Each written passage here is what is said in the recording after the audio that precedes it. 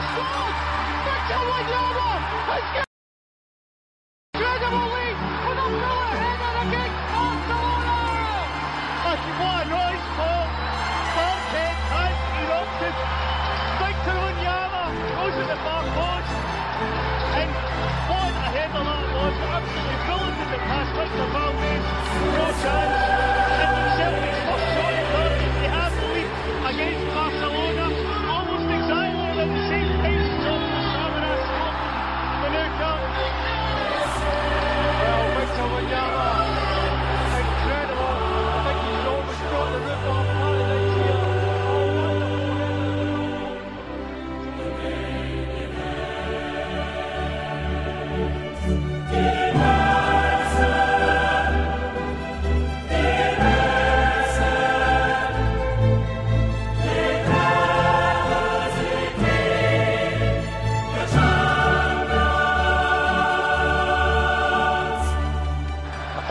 I know how Lionel. Oh, here's Tony Watt. It's a chance for Tony Watt. Can he be the hero?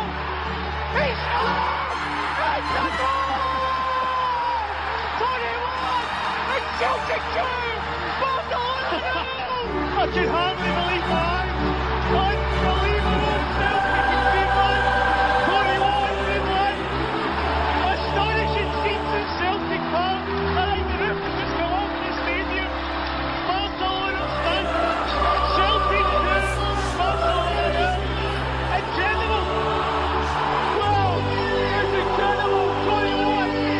Oh, there's a substitute! He raced through! There's a chance to be a hero! And he's going to be a Victor Valdez! It's incredible! It's absolutely incredible! Celtic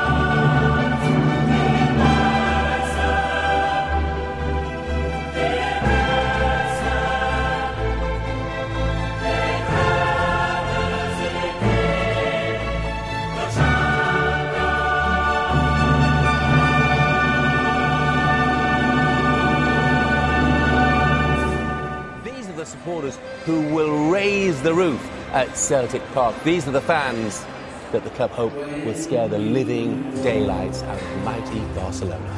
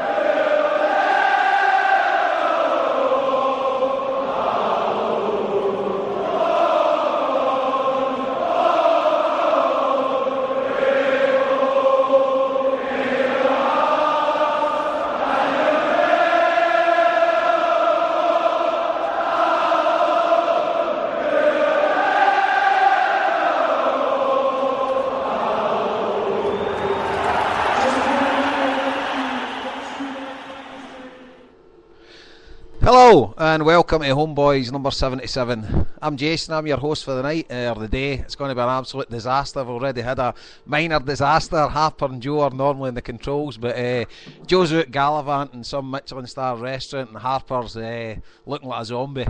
But he's still, I'm glad. I'm glad he's online because he'll need to rescue me a few times. Fantella Bass RIP, but Harper will be rescuing me about you a couple of times during this show. So I'll introduce the troops and the banks of the boy in dear old Ireland. We've got David Harper. You there, mate?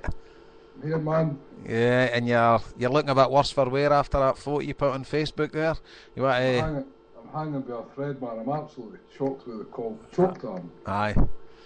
Terrible, mate, terrible. But hope you're feeling better. My kids were loaded with all our Christmas, but everybody's fighting fit in the Higgins household at the minute, so thank God for that. And we're joined in South Glasgow by Vincent the Parrot, aka Stephen Monaghan. You there, mate? How you doing, guys? You Hail, hail. And Mr. Celtic himself up in Old Edina, the dictionary of Celtic Football Club is Mr. Paul Larkin. You there, comrade? Yes, sitting in dictionary corner here now, Jason. That's it, mate. Good to hear, good to hear. We always need you on the show to keep the boys right. When we go off on a tangent, the dictionary just pops in and keeps everybody right. So anyway, big Happy New Year to our listeners in Australia.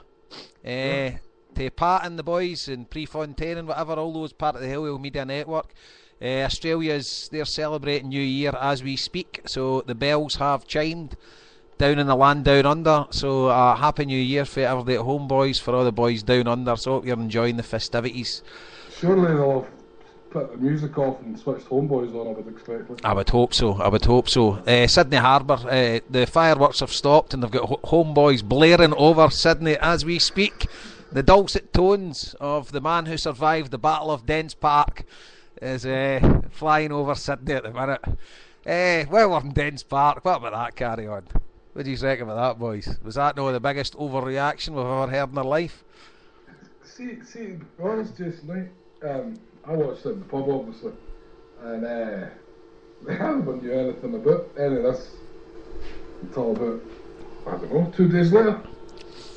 To be honest with you, like, do you know what I mean? Wasn't it until the big mad reaction? Well, maybe the next night it was when I kind of recovered from my alcohol stupor. But I was on Celtic minded, and that you know the thread I'm talking about. And I was following some of that. And boys with flick knives. It was really just a kick. Flicked it, got turned into. But then 3 pages into the thread, it turned into a double-headed axe. Yeah, there was according to, I mean, I was at the game, but I was reading stories. There was people slashed. There was this happened, that happened, and I must admit, right, hands up, when I walked in the turnstile there was a fight in the concourse, and there might have been 2 guys fighting 2 guys or 3 guys fighting 3 guys, and then there was another 10 guys jumping in to try and break it up, and it lasted for about 20 seconds. Wasn't it pretty? Wasn't it nice? So it's no good for people to see that. That wasn't good, but that was it. I walked into my seat and I sat next, I was in the bottom left hand corner of that Bobby Shankly stand, is it, or somebody Shankly? I was in the bottom left hand corner of that, next to the Dundee supporters, and there was more bother in there, but the Union Jack's not, which is their right, it's the flag of the UK, so no problem. If they want to have that to noise us up, good on them, you know, whatever. But there was a wee bit of stramash with their guys in the corner and stewards involved with them.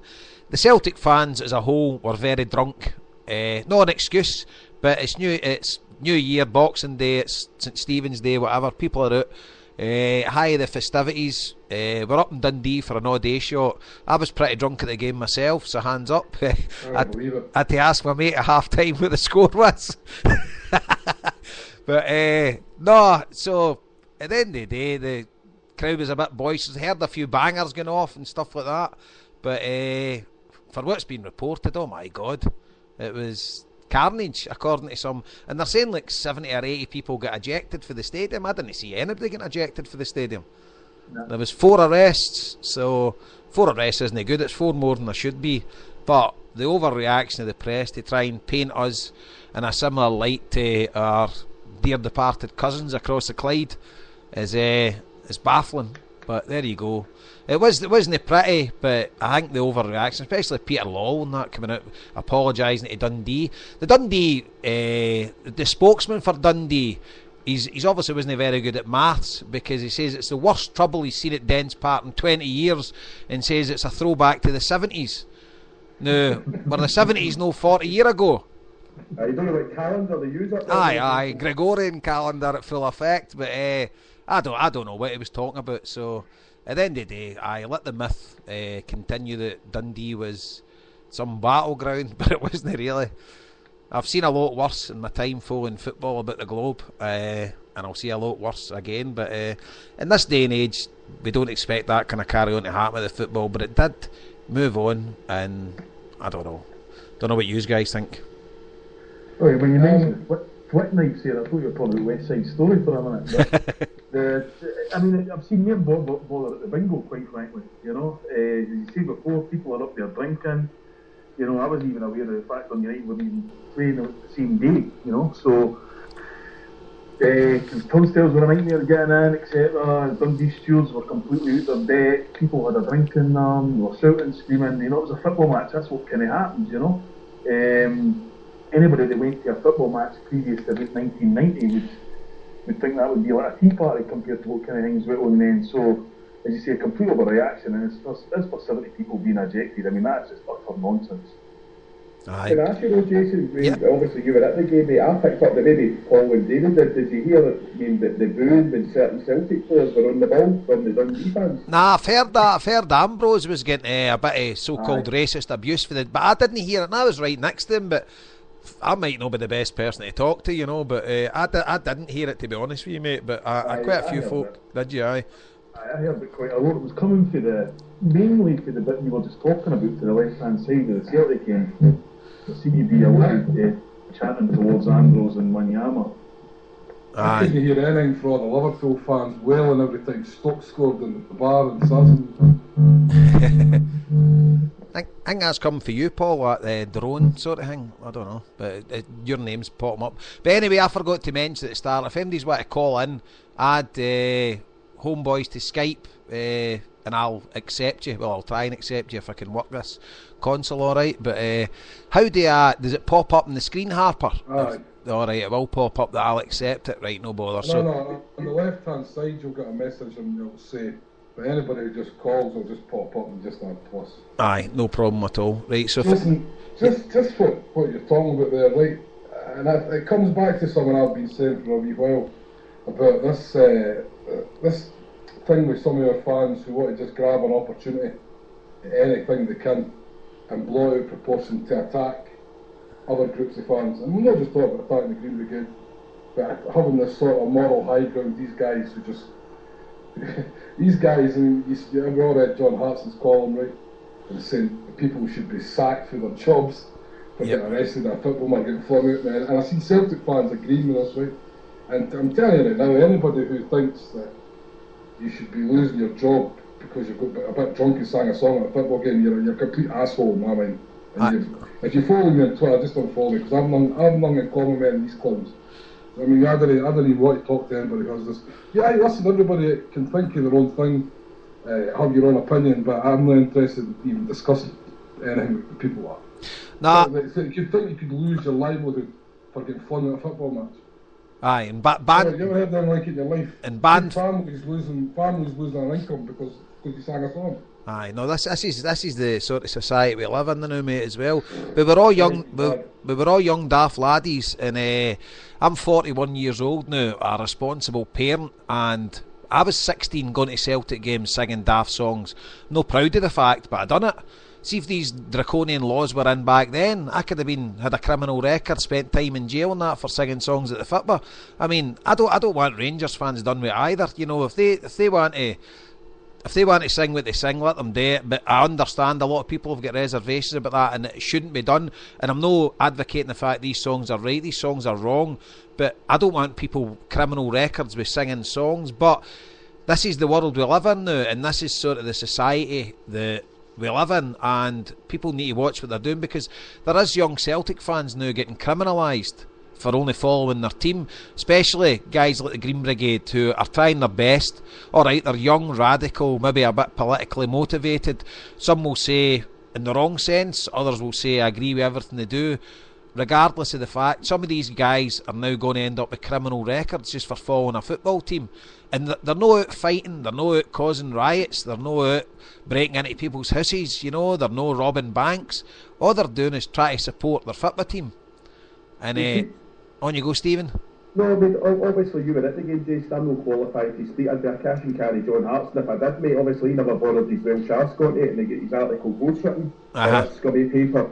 But for me, the most concerning things of the night is obviously the racial overtones, and I'm no excusing the pyrotechnics or whatever, although I'm a fan of them. But for me, it's the how Celtic's letting somebody like Stephen Craigan just cordon blanche basically influence the panel by saying that Vincent Lummy, the SFA guy in charge of discipline, should be checking into. So, Harper, I've went and added you to the call. Damn. Sorry, folks. I'll be with you in a second. Right, I need to close this call down. I knew it was going to be an absolute disaster. Right. Add to call.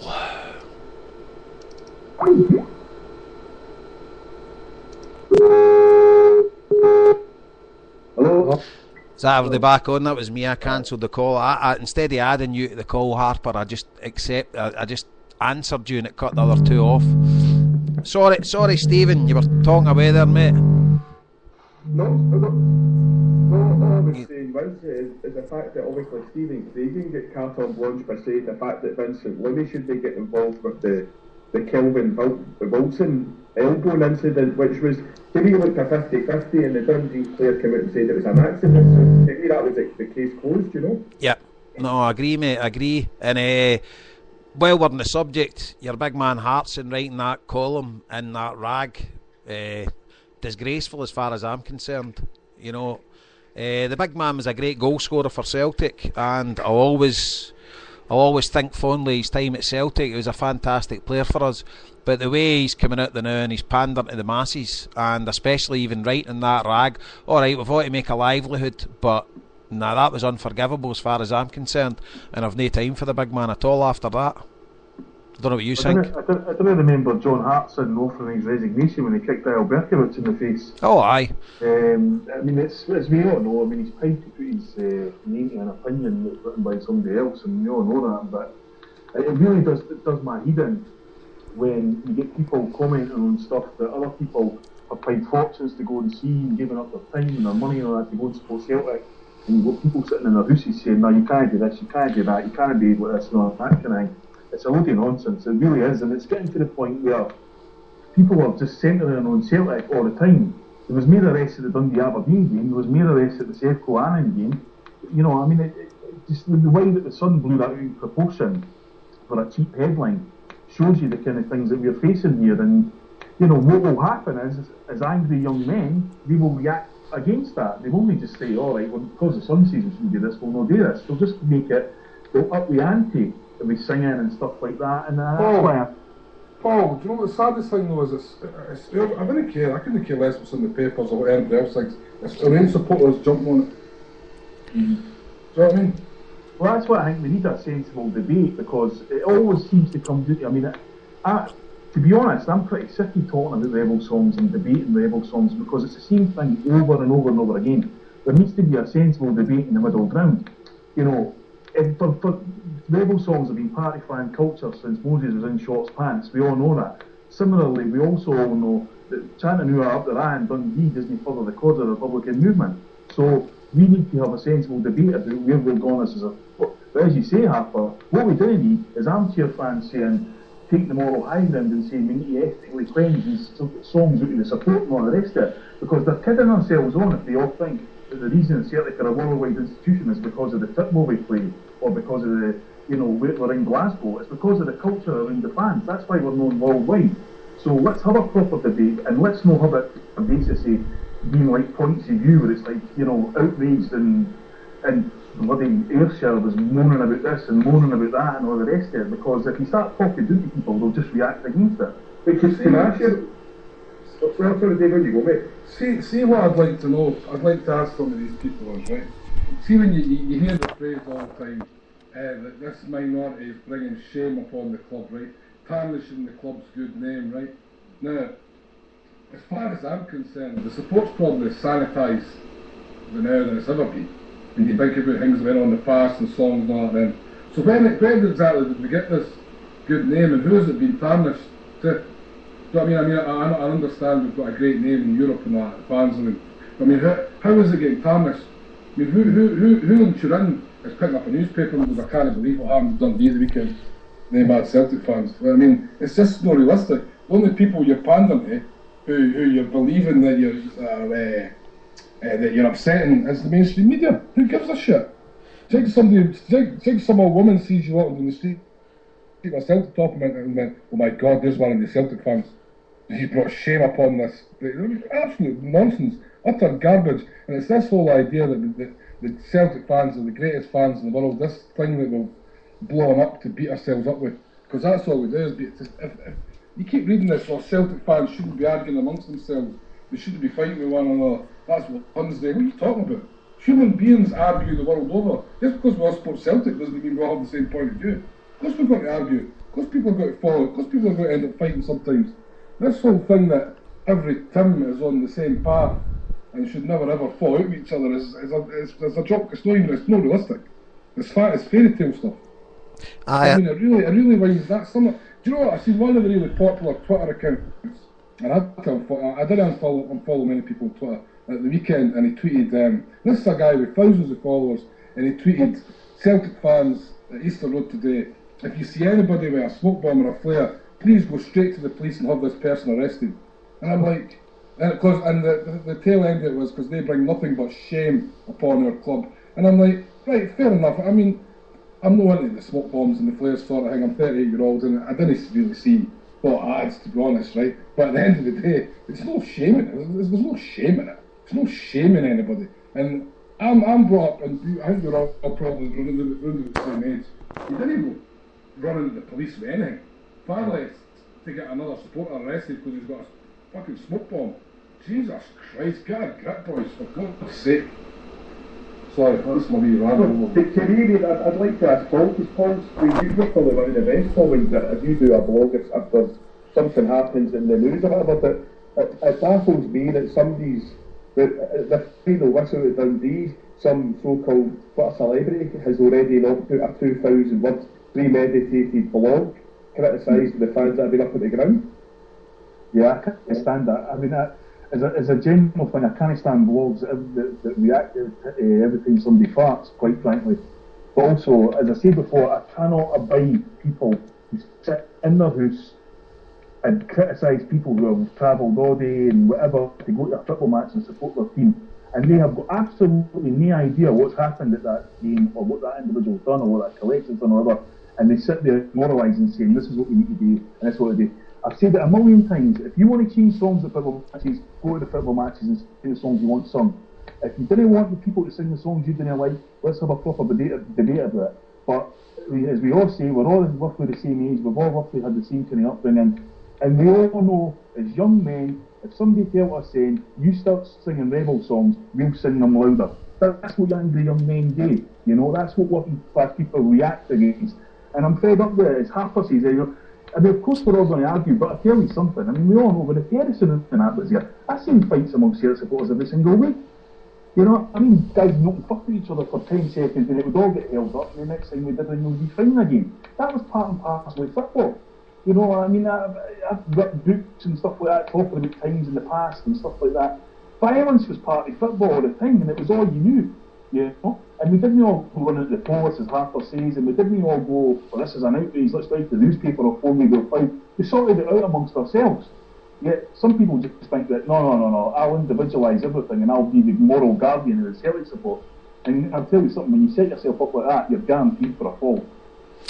Aye, I would agree to most of that there. What I would say is the smoke bomb thing. I think there has been a statement for the disabled supporters that some people with the smoke bombs were inhaling the smoke and it was causing them respiratory problems and things like that. So there has been something come out there that they've asked for them not to happen, and I think they're illegal, and it says something in the ticket, and fair enough, right?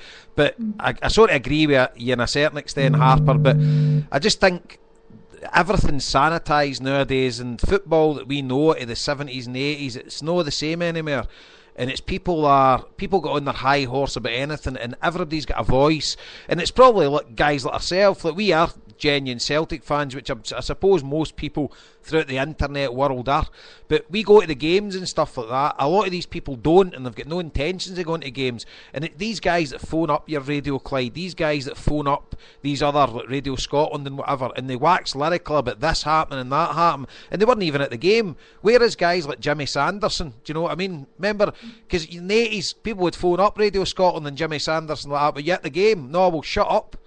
You know, and it's like, exactly. So I've got no problem with somebody that witnesses it first hand that says this is out of order. And I can understand if it's a yob mentality, people maybe don't feel comfortable at challenging it head on. But I think the Celtic support is, in a whole, it's pretty good at self-policing itself. And I think as a whole, as a fan base, we don't have that many bangers follow us. We've got our element, and every football support's got their element. But I think in a whole, the Celtic fans are generally well behaved, and it's this stuff that's started to demonise us. It's just not right, you know. And it saddens me, to be honest with you. It saddens me what a lot of Celtic fans have turned into as well, like so-called fans, that they sit and scour internet pages to stick other supporters in and all this kind of stuff. And it's just not the way I was brought up, and it's just something that doesn't really concern me, because... On you go, Stephen. No, I'm just going to say, guys, you know your points. Obviously, we're all the same age. I mean, I remember, obviously, from my bit of Glasgow, traditionally the Castlemilk boys went into the Celtic end, or the Celtic end back of the jungle. And you don't rightly, it was like the Warriors. You could point round the ground saying, there's the Drumchapel boys, there's the Folk Rose boys, there's the Shelton boys. And now the way Celtic Park Stadia is, everybody's been dispersed to an extent, apart from the boys the Green Brigade sit together. Apart from that, I know maybe 12 people would sit round me. But the away games, it's all days, it's camaraderie. There's people you can have a wee berries, you say. Now, when Celtic had I'm not sure of the initial time that the game was going to be played against Dundee, but when ESPN changed it to 7:30 PM, the Celtic should have put their hands up and got together with Tayside Police and said, right, is this going to work? We obviously Dundee United were playing the same day. I've not seen one tweet showing a smashed up pub, any publicans complaining about the business the city was getting for the day. Celtic or any team get into any city like that. Celtic fans will spend money. So I've not seen any positive stories in reference to the Ambrose thing. I mean, just to light it up, but I think probably, apart from the racial element, hopefully that it wasn't, I'd like to think it was probably Dundee fans booing him because they know Big Eddie's going back to Nigeria for the African Cup duties. He's going to be warning these fellow Nigerians about scam emails for Dundonians trying to get money at them. See the thing as well. I mean, let's face it, we're not making excuses here. The game was at night and Boxing Day, right? Fair enough.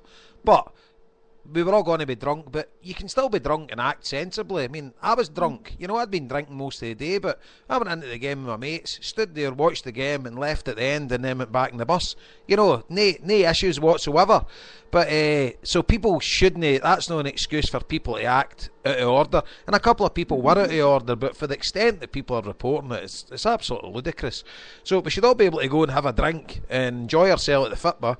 But I just think that the reporting here has been absolutely scandalous, but we've sort of covered that. So on to the football. Dundee, good result.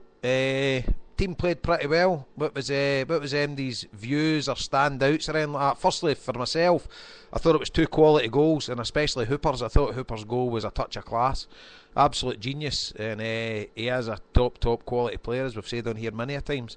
But I was delighted with the result, and I thought actually Dundee played pretty well for a team that's bottom of the league. I thought they caused us quite a few problems, and although it was a comfortable win in the end, I thought there was a couple of spells in the game where Dundee partly controlled the game, and I was well chuffed with that. And then on Easter Road, I just thought Celtic didn't turn up. I thought Lenny got his team wrong. I didn't understand why Kyle was dropped. I thought when Paddy McCourt came on, the game sort of changed and gave us a bit of impetus, and we started to make chances. But I think when we've not got our wide players playing, and with Azaguirre, he's no sort of producing the goods at the minute. When we've not got people hitting the byline and stretching teams, we struggle, and we're pretty predictable when we're playing through the middle. So that's sort of, and Hibs, I think Hibs deserved the win, although how Ambrose put that one over the bar with his knee, I have no idea. But I don't know what you think. What do you think, Paul, the last two games? Dundee, I pretty much agree with you say. I thought, we've done enough to get the 3 points. Dundee had a good spell in the second half and that, where I think they kind of utilised. I mean, they'd been so far out the game, I think they just thought, we just have to go for it. And then they did play quite well. And on another day, Big Foster might not have got the great left hand to Big Paul, and this is header, and it could have been 1-1, but as you say, Hooper, great second goal, great wee taunting to the boy Benedictus. I wouldn't have thought a guy called Benedictus would have been slagging us. There you go. Easter Road, I mean, we controlled about 95% of the game. We had about 95% of the possession. We could have played till Hudman and no scored a goal. We, as you said, we kept passing it side to side. It was going wide. We were getting corners in. We were making it easy for James to get into the box.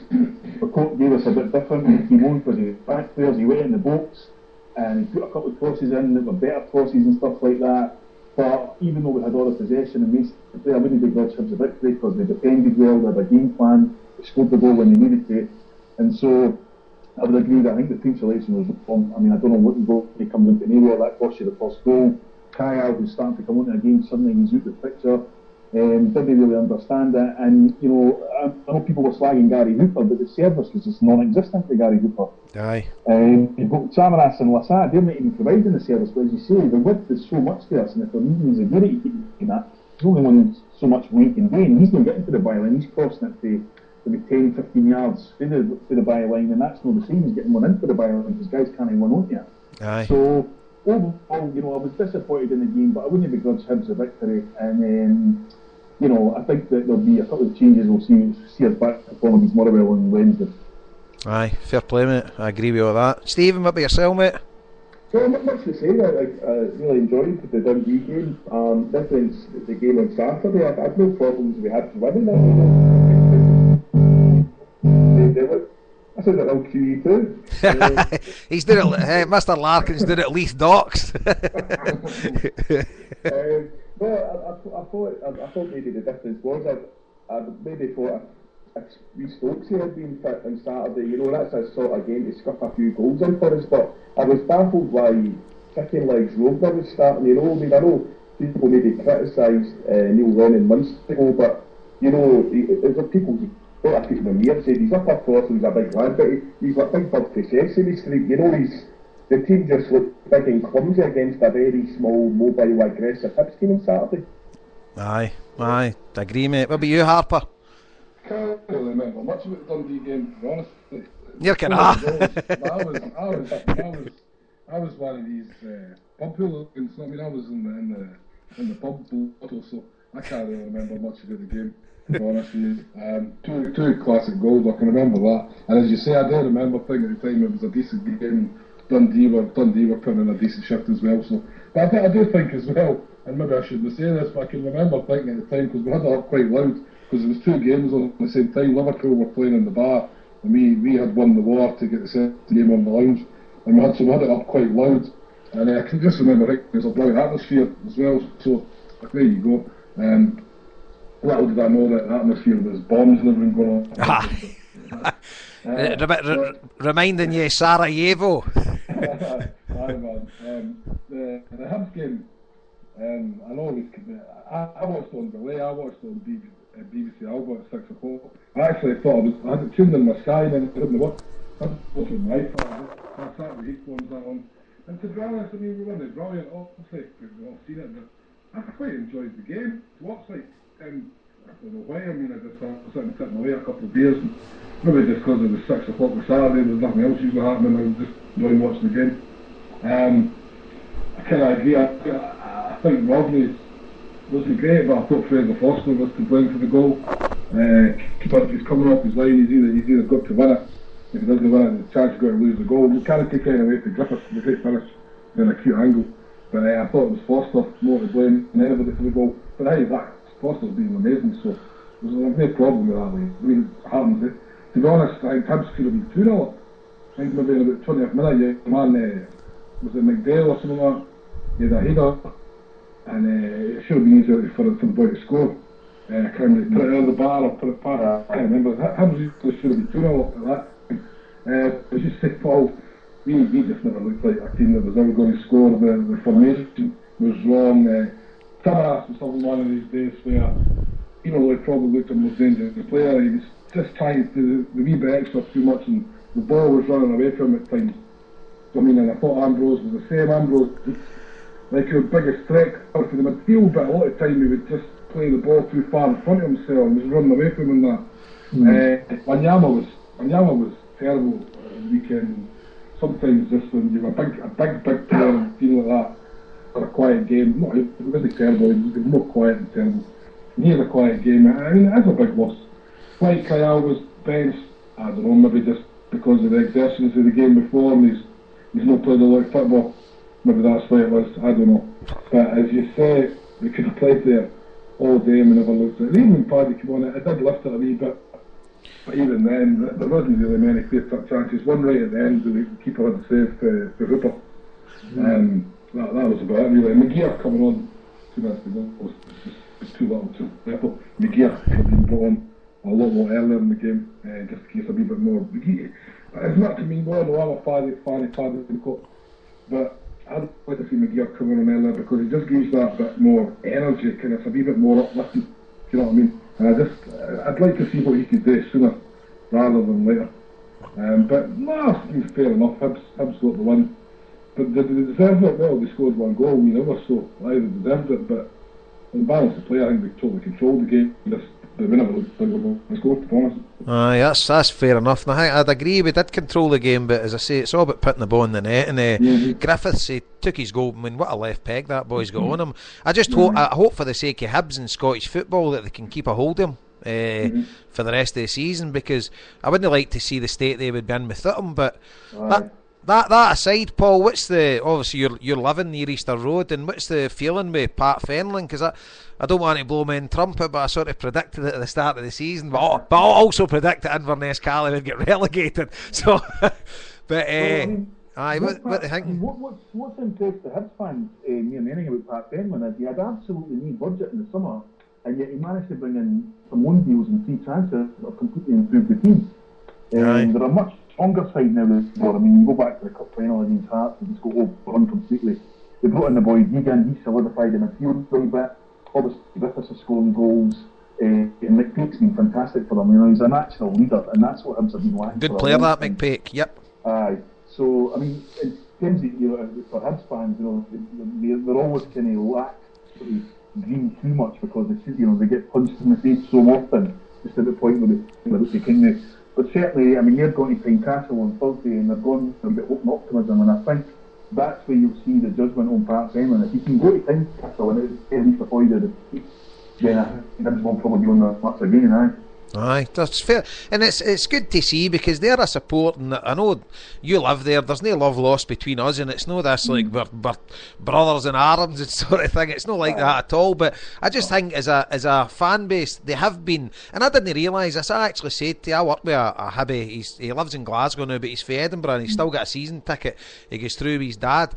But I actually told him, I read it or I listened to it in some football forum, that seeing world football, see city derbies, whereas there's two teams in the same city, Hearts have got the best record of any city derby team in world football. They've beat Hibs more than any other, even Dundee United, but I'm talking about any team in world football. It's the most one-sided derby, and I thought that was incredible. And for you know what, that is really apparent to the Hearts side, because whether they like it or no, Hearts fans more than anything are defined by what they do against Hibs. That's the way they feel about it.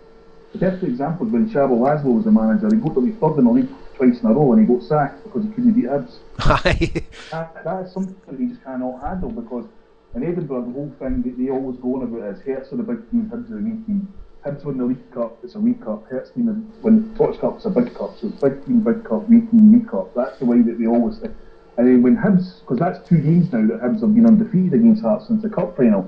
If Hearts lose the game on Thursday, you watch them all go for John McGlynn, because that's what you're defined by. Hibs fans have never been defined by that, primarily because for a long period in the 80s and a long period in the 90s, they never beat Hearts. There was a 22 unbeaten one in the 90s. That's right, with John Robertson, that's right, aye.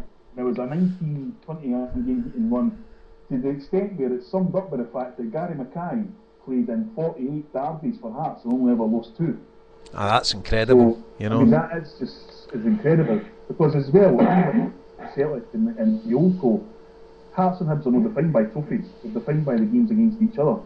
Aye. And so that's why they make them so important. I believe it's a sellout on Thursday, or games live on Sky, so that could be one to look out for. Aye, and see on the subject like City derbies, like obviously I've got a good affiliation for Everton, and to a certain extent a lot of Everton fans are a bit like that, you know, with regard to sort of the Copites. And Davy Moyes has never won at Anfield, and that's like a thing with Everton fans. Like they still sort of, they say until he wins there, you know, that's sort of, that would be his defining moment. He does well against the so-called big teams like Man United, Man City. Everton's got a great record at the City Manchester Stadium, and they've done all right at Old Trafford as well, but they never seem to win at Anfield. But what a lot of folk don't know is when I was going down to, I go to most of the derbies, and the ones at Goodison anyway, but when I was going down, it must have been about 10 years ago, Everton went 9 years without losing a derby to Liverpool. There was loads of draws in between that. It's probably between about 95 to 2005 or something like that. But I went like 9-10 years and Everton never lost a derby to them. But they've got a bit of that sort of mentality as well. I think it's when you support a club that may no disrespect to Everton, that you're probably not going to win the league, you know, at the start of the season. See, when you start, I mean, my mates go everywhere to follow them, but they know they're not going to win the league because they just can't compete with the top 3 clubs. So what do you focus on? And it's obviously beating your City rivals and finishing above them. That's like a kind of positive, and maybe that's like the Hearts and Hibs mentality, that they know they're not going to win the league. So what do they focus on?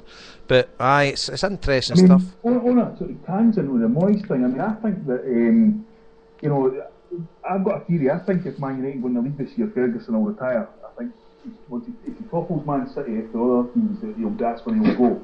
And if I was Man United, Moyes would be the guy I'd be going for, because if you talk about Mourinho and all the rest of it, Man United didn't need a guy who's a master tactician or got all this experience. They need a guy that can make the players play. And I tell you, there's nobody better in the league than Moyes in making players play. Because as you say, limited resources, you know, they use the ground. I mean, they keep talking about upgrading the ground, and I keep saying, no, that's keep that ground as it is, because it's fantastic. You know, that's what clubs hate going to play there, because the Evertonians are right on top of them, the players react to it and all that kind of thing. And I think, despite the fact he's no won trophies this season, I think Moyes has done an unbelievable job for Everton. And I also think that anybody who doesn't really like Moyes, they would realise when he left, Everton could easily go like the likes of Charlton did with Curbishley, where effectively the fans get sick of it, and we must be able to get better. Everton are punching above their weight so much, and it's because of the way that Moyes manages that club. I think it's an outstanding job that he does. To a certain extent, I agree, but they'll never be a Charlton, mate. They're a massive team, but I get the essence of what you're trying to say. And I think the perfect example of that is Southampton. They and the Dell was an amazing stadium for them. Then they built that new stadium, and look what happened to them.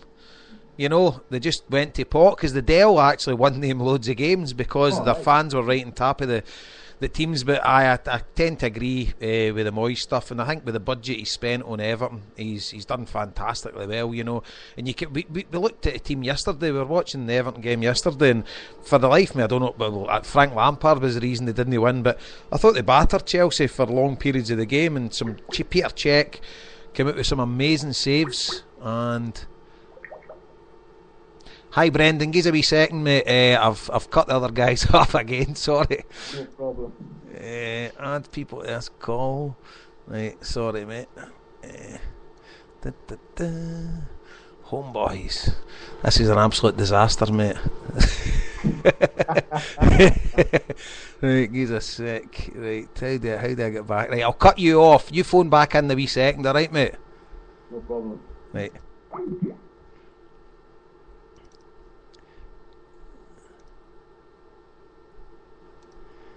How do I get this off hold? Right, I'll hang up there and start it again. Call group.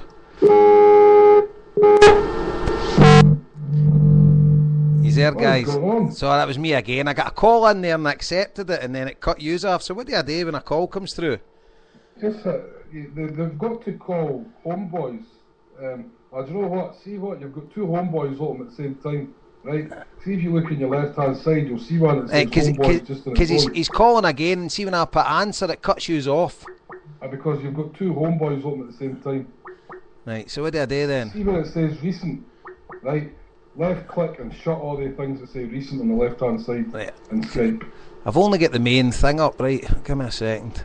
So how do I get the big main screen up in Skype? Sorry about this, listeners.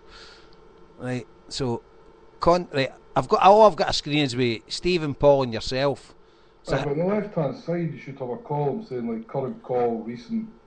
Current call. I haven't got any of that. So the contact. I've only got a screen that shows all yous guys. Right, I've got it now. Right, there's Brendan. Right, so recent. Just close all of them. Left click and just close them.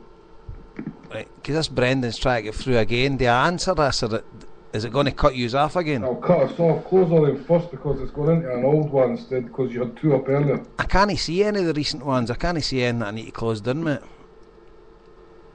Or recent, right, I've got that there, so just left click. So when I left click there, or right click, whatever it is, right click and close. Right click, but the one I've got is Brendan, so I've got Mets boys, end call with this person. Right. It's that cut him off. So I don't know what I'm meant to do here. Right. Wait a second here. Right, call the group. Right, no. He's all back on. I can't do this, Harper, because this when I click on recent, it shows Brendan trying to get through, use 3, and then today it's got Mets boy Stephen, Jim Crinlin, and it's got a few others. It says other older than a week. So when I cut them off, I'm cutting you off. So I've only got one thing there. It's definitely to do with because you had the two earlier because you tried to call me.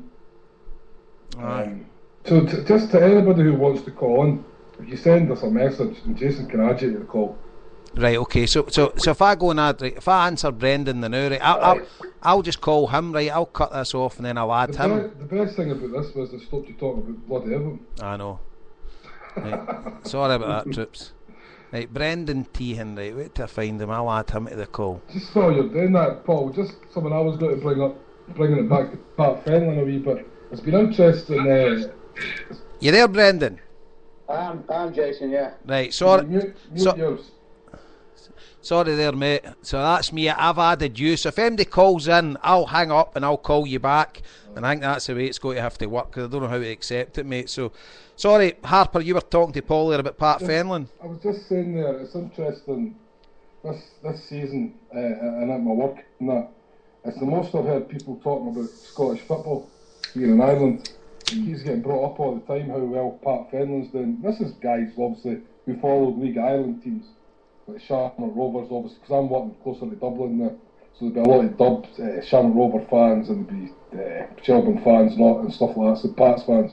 And they're all interested to see how Pat Fenlon will do in Scotland. Like, do you know what I mean? He's a football manager here, and it's funny how often I hear people now bringing up talking about Scottish football. It's more to talk about Hibs and Pat Fenlon than they talk about Celtic. This is non-Celtic fans. Yeah. One of the things that Fenlon's been banging on about all season is the fact that, and he brought up at the Hibs game as well, is that he feels that the Scottish First Divisions are quite an untapped resource for the Premier League clubs. They brought in Paul Kearney to Partick Thistle on a free transfer last season, somebody this season, and he's been a sensation for Hibs. He's really added another dimension. And they're looking at other players in that bracket saying, we can bring them in cheap. I know he's another two Partick Thistle boys who are both now free transfers at the end of the season. And I think that's the way Franklin's going to go. And you know what? That might not be a bad idea because Hibs have lost a hell of a lot of money on spending money on players that for good wages that were ended up crap. Mentioning no names, Gary O'Connor. Aye, no, I agree with that. And I've not watched many of their games, but some of the Sevco games have been on the telly and stuff like that, and you've put it on. Some of the players they're playing against are actually pretty good, and it's maybe no as bad as it all makes it. But Brendan, how you doing, mate? Yeah, not too bad yourself, lads. Yep, no bad, mate. But yeah, I was going to mention obviously the fallout after the Dundee game, but you've obviously covered that in the first part of the show. Yeah. The only thing I was disappointed with was Hartson's reaction. Aye, exactly, mate. And we sort of carry on. Yeah, the fact that it wasn't actually there and somebody wrote it for him, I can't believe that he put out what he put out. Bearing in mind that it was the Celtic fans that rallied round when he was sick, etc., and bought his book and supported his causes. So, big black mark for me against them. Absolutely, 100% agree. I mean, the guy's he's got a Celtic tattoo and he professes to love our club and things like that. And the cynical part of me tells me that, okay, he was a great goal scorer, which he was, and we can't forget that, but he was getting paid £30,000 a week or thereabouts to pull on that jersey. So I think it's quite easy to say you love somebody when they're giving you 120 grand a month. Not that I've ever known that, but the cynical side of me, that's sort of where I'm coming from there. And I've lost all respect for him, Brendan, myself, so I don't know, you're obviously that you feel the same as well. I do, yeah, but the other thing is I read his book and he's supposed to be a childhood Liverpool fan. Now bearing in mind the Justice for the 96 campaign, I can't even believe he's writing for the Sun. Exactly. What's that all about? Exactly, mate, and I've not bought the rag since Hillsborough, and obviously it's a city that's close to my heart, and I can't stand the football club Liverpool, but I'll stand shoulder to shoulder with the Scousers every day of the week. And somebody that professes to be, obviously he's a Swansea City fan, but somebody professes to be a boyhood Liverpool fan, then does that, it's it's that tells you his loyalty's like. It's all about the fan, isn't it? That's kissing it. the badge, kissing the badge and the tattoos. Well, the kissing of the badge and the tattoo of Celtic, I mean, that's just to get the fans on board, isn't it? Let's be honest. I'd agree there, mate. What were you saying there, Stephen? I missed you there, mate. No, he's getting their clubs in Tiger Woods. It'll be interesting to make that comment, obviously, a few weeks after he was at the Parkhead Forum, signing his books at there. I bet he wouldn't have come out with an article like that if it was this Saturday he's doing it. Aye, I was hearing a wee rumour for somebody that knows him that he's devastated with what he wrote, and he's obviously devastated for a reason because of the backlash for us, and maybe his kudos among the Celtic supporters will maybe dry up. But you reap what you sow in this world, and I've just can't believe that he wrote that, and especially as you say, Brendan, in that rag. It's Harper. Are you back on, mate? I keep getting cut off. I don't know why. I know it just keeps leaving. Just on the Hartson thing, I actually sat in Hartson's company for quite a while. A night last year, he was here in Drogheda.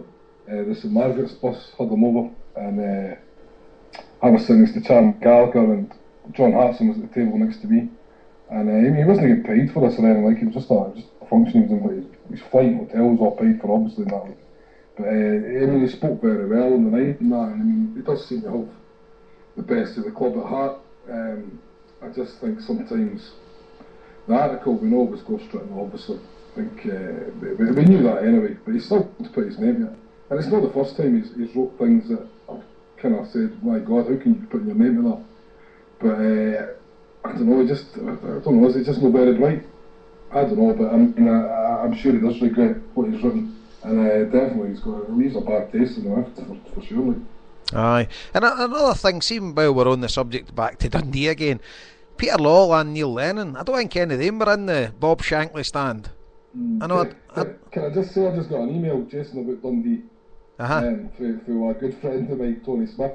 Right, this is the Roy Milne posse were there on force, and he says he just wants to put his hands up and say the Roy Milne boys were misbehaving. His Chairman Jock tipped his knob and a Dundee Huns pipe after the game. He says that was about as far as the madness got us before they seen. So there you go. Aye, and the views on this podcast are not shared by every member of the panel. I started to get that. So Brendan, what's your overall views on the festive fixtures, the Hibs and Dundee game? What were you thinking, mate, about the games? Well, obviously, I watched the Dundee game on ESPN, because obviously I'm based down in Derby, and I listened to the Hibs game. The Hibs game for me just seemed like one of them days we could have played for 3 hours and we wouldn't have scored. Aye. So I think it's just best to put to bed and make sure we take 3 points against Motherwell. What I was going to ask you, Jason, on the panel was regards to Hooper and Wanyama in the new year. Do you think they'll go in January, or do you think they'll be here to the summer? I'll give you my tuppence worth first. I was talking about this last night, in fact, in the pub, and the Gary Hooper situation. Obviously, Celtic's got a business plan that Peter Law said a few years ago that it wouldn't let anybody go into the last year of their contract.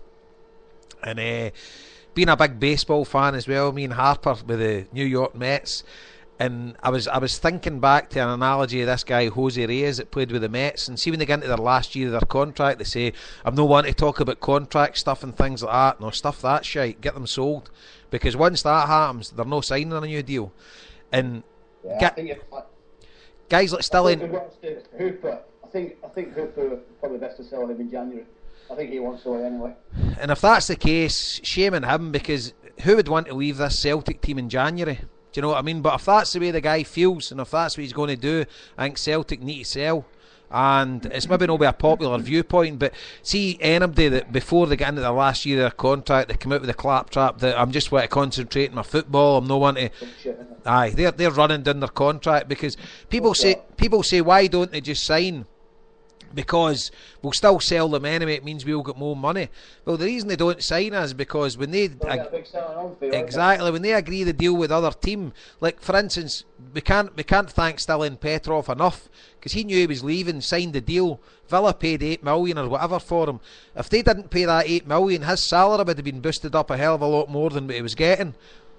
You know, and I think Celtic and Peter Law a few years back, I think it's definitely the correct way to go. If we can't entice them into signing a new deal, I think Wanyama's slightly different. I think we've got him under contract for a few years anyway. I think with the Hooper situation, I mean, I would imagine Celtic's offered the best deal they can offer him.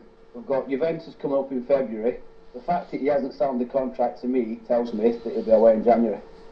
When does Hooper's contract run it? He's got another year. He's got a year after this season, Harper. So if we don't sell him in January, when we get to the summer, he's got 1 year left in his contract. I think. Right. So, I mean, I'd keep him till the summer anyway.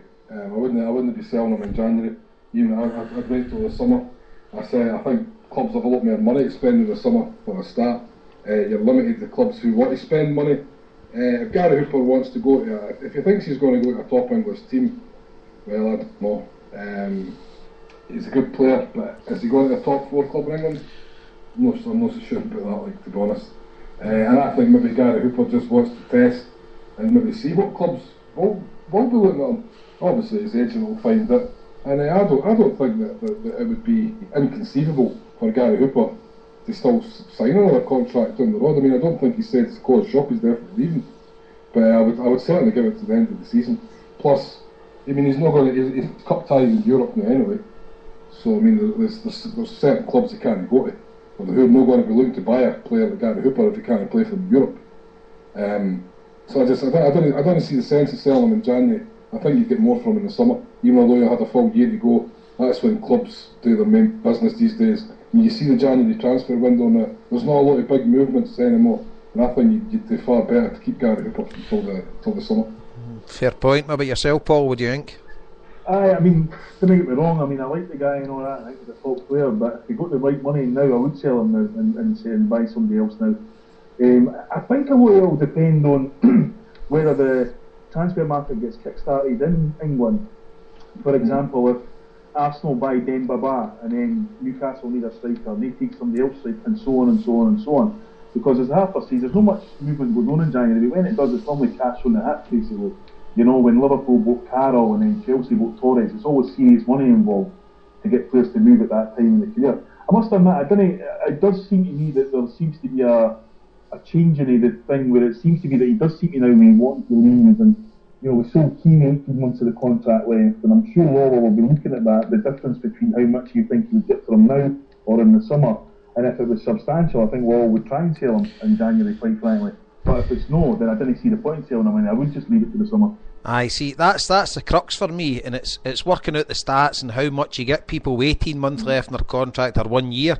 Because for all we know, some clubs would be saying to him, just sit where you are, and even if they drop you, don't worry about it, but we'll weigh you in. You'll get 100 grand a week or whatever with us.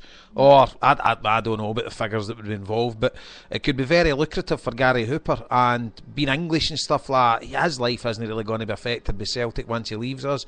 But maybe we're doing the guy a disservice, and maybe he does want to stay, I don't know. What about yourself, Stephen?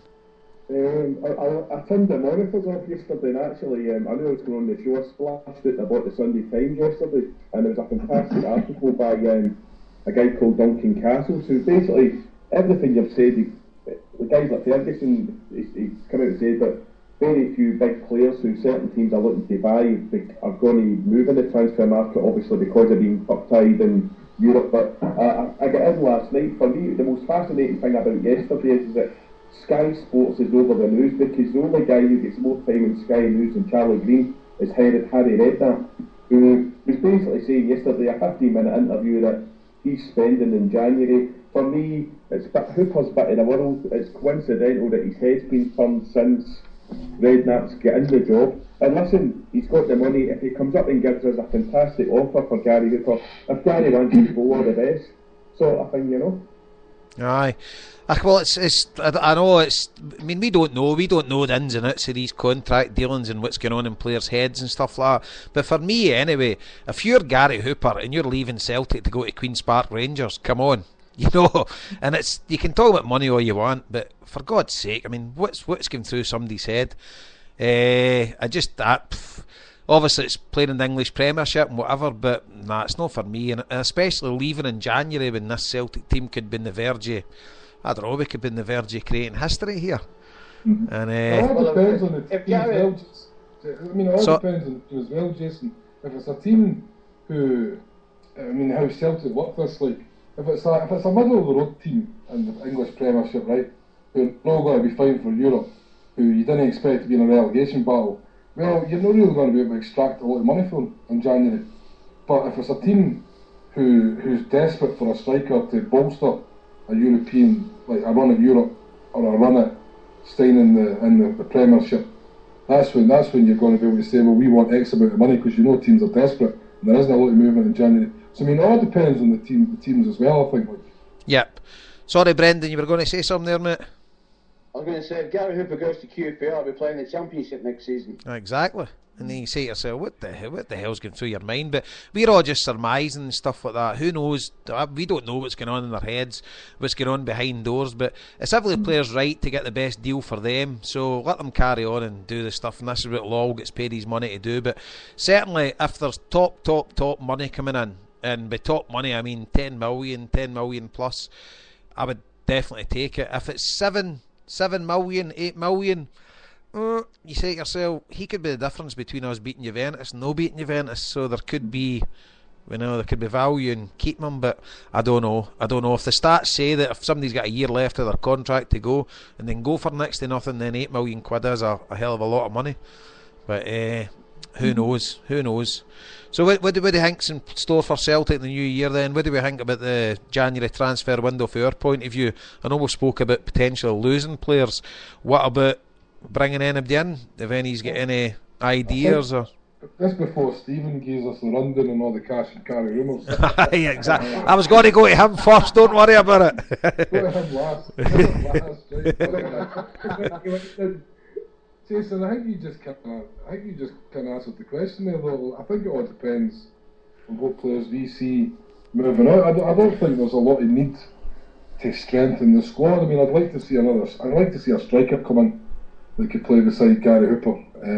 I think Anthony Stokes' his time at Celtic's probably coming to an end. Well, Lenny's come out and said, Harper, that he won't be gone for a striker because we are top heavy there. I know. I think what he's really said is he's looking for a left back, isn't he? Aye. So I don't really see us bolstering the squad unless players leave. Just from my own point of view, though, I mean, I'd love to see us sign a top striker that could play in Europe for us. I think we kind of know Miku's just not going to work out, but I think he's probably going to be sent back. Stokes, he's probably coming to his end of his time at Celtic. He's going to be fit probably in January, February sometime. But I just don't know if that's an answer anymore. I'd like us to go out and sign a good striker because we've got the money there, we've made the money, we should be able to go out and spend maybe 3-4 million. But at the same time, it's hard to get clubs to give you their good players in January. Do you know what I mean? So I think we'd be an attractive proposition for a player to come and play in the last league, but to get clubs to sell you that player is a different kettle of fish altogether. And as you say, Jason, I don't think Lennon's is high on his priority list. He's said a left back, and to be honest, I would be surprised if we'd done much business at all in January. Aye, fair enough. There was a mention down here, possibly Brent going for a 6-month loan deal to Parkhead. Don't know if you heard that up there. I heard that as well. Bent at Villa. I mean, you could probably see it. You could actually see us going in for a loan deal with something like that. I mean, I wouldn't comment on the boy. I don't really watch English games, so I don't really know his quality or that league. But you could see us probably. That would be one avenue. Maybe we'd go for a good loan deal. Robbie Keane. That's David Beckham nonsense as well. Yeah, you know. But Darren Bent loan deal. I wouldn't be adverse to that, Brendan. Well, that's just a whisper that was going down here, so I don't know whether you've been up there, heard that as well, or, you know. Never heard it. The only one I've heard. Well, in fact, let's just cut to the chase. Parrot, what's happening? I've heard the Darren Bent one. I mean, I remember seeing him pre-season a few years ago when he was with Sunderland, with Kenyon Jones up front. I thought that was one of the best striker partnerships I'd seen at Celtic Park. I think I texted you last night about Stephen McGowan and the Scottish Daily Mail were talking about the Israeli centre-half, the left-sided boy, coming in on loan for cover for Ambrose when he's at the African Cup. Apart from that, I've seen there's a couple of cash and carry ones about a Central American striker that no even I'm touching. But apart from that, I'd like Lee Griffiths for Wilkes, who's obviously in Hibs. He would do me. Right. I don't think he's got the quality that we need. Don't think so. He's all there, guys. I think Boy's a decent player. He sticks out at Hibs. I don't think he's a massive step up for anything at Celtic. It's not for me. I'm wanting a more out and out. If we sign a forward player, it would be a more out and out striker for me, a Darren Bent type if you. I agree. I mean, I know a couple of guys say that to me. A couple of guys say that to me on Saturday about £200 should we not just bring in Lee Griffiths? And the two-word answer I get anybody thinking that is Niall McGinn. So Niall McGinn was never going to make it at Celtic, about level at Aberdeen, and that's what their level is. You know, they won't stand out at these clubs, but for Celtic. I tell you what, but McGinn's doing absolutely fantastic. I'm delighted for the laddie. Yeah, you know. He's found his level. It's an old Derek Lavin scenario again. You know what I mean? They stand out at clubs, then they have to win every game. And the pressure's always intense, and they come at a club like Celtic with its own hope for the minute excitement for the club, and they can't handle it. Yep, fair point. I got a lot of feedback for your man in there. I think he's got on the background. James, are you there, mate? James. Listening to you. Cut him off, man. Aye, right, so how do I cut him off? James, are you there? Cut him off, he's got a song in the background. Alright, right. Cut him off. James, if you're listening, mate, you need to turn your Spreaker off and then call back in, and then I'll add you to the call. Okay. So sorry, Paul. Aye, you say these guys. That's a fair point. And with me and Harper, I go back to the baseball sort of thing. With the New York Mets, there's a lot of guys can't cut it playing in New York because of the media attention, because of this, because of that. And you're right. In the Celtic, you need to win every game, and there's a different pressure involved there than there is with other clubs. Neil Lennon spoke about it last week, where he talked about when he went to Nottingham Forest and the first game was a draw and he came off spewing and everybody was laughing and joking in his dressing room. And he said to Colin Calder, what's the story? He said, what about it, Neil? He said, you've got a point, that'll do. And he just knew right there and then, this is the for me. Aye. You know, you need that intensity, you know, and Derek Riordan was an amazing, I mean, he has two players right there that are free right now, Derek Riordan and Gary O'Connor. Two of them are talented football players, done well in the SPL and that, but nobody's touching them because basically they haven't got the mentality to do it for teams when they actually need it.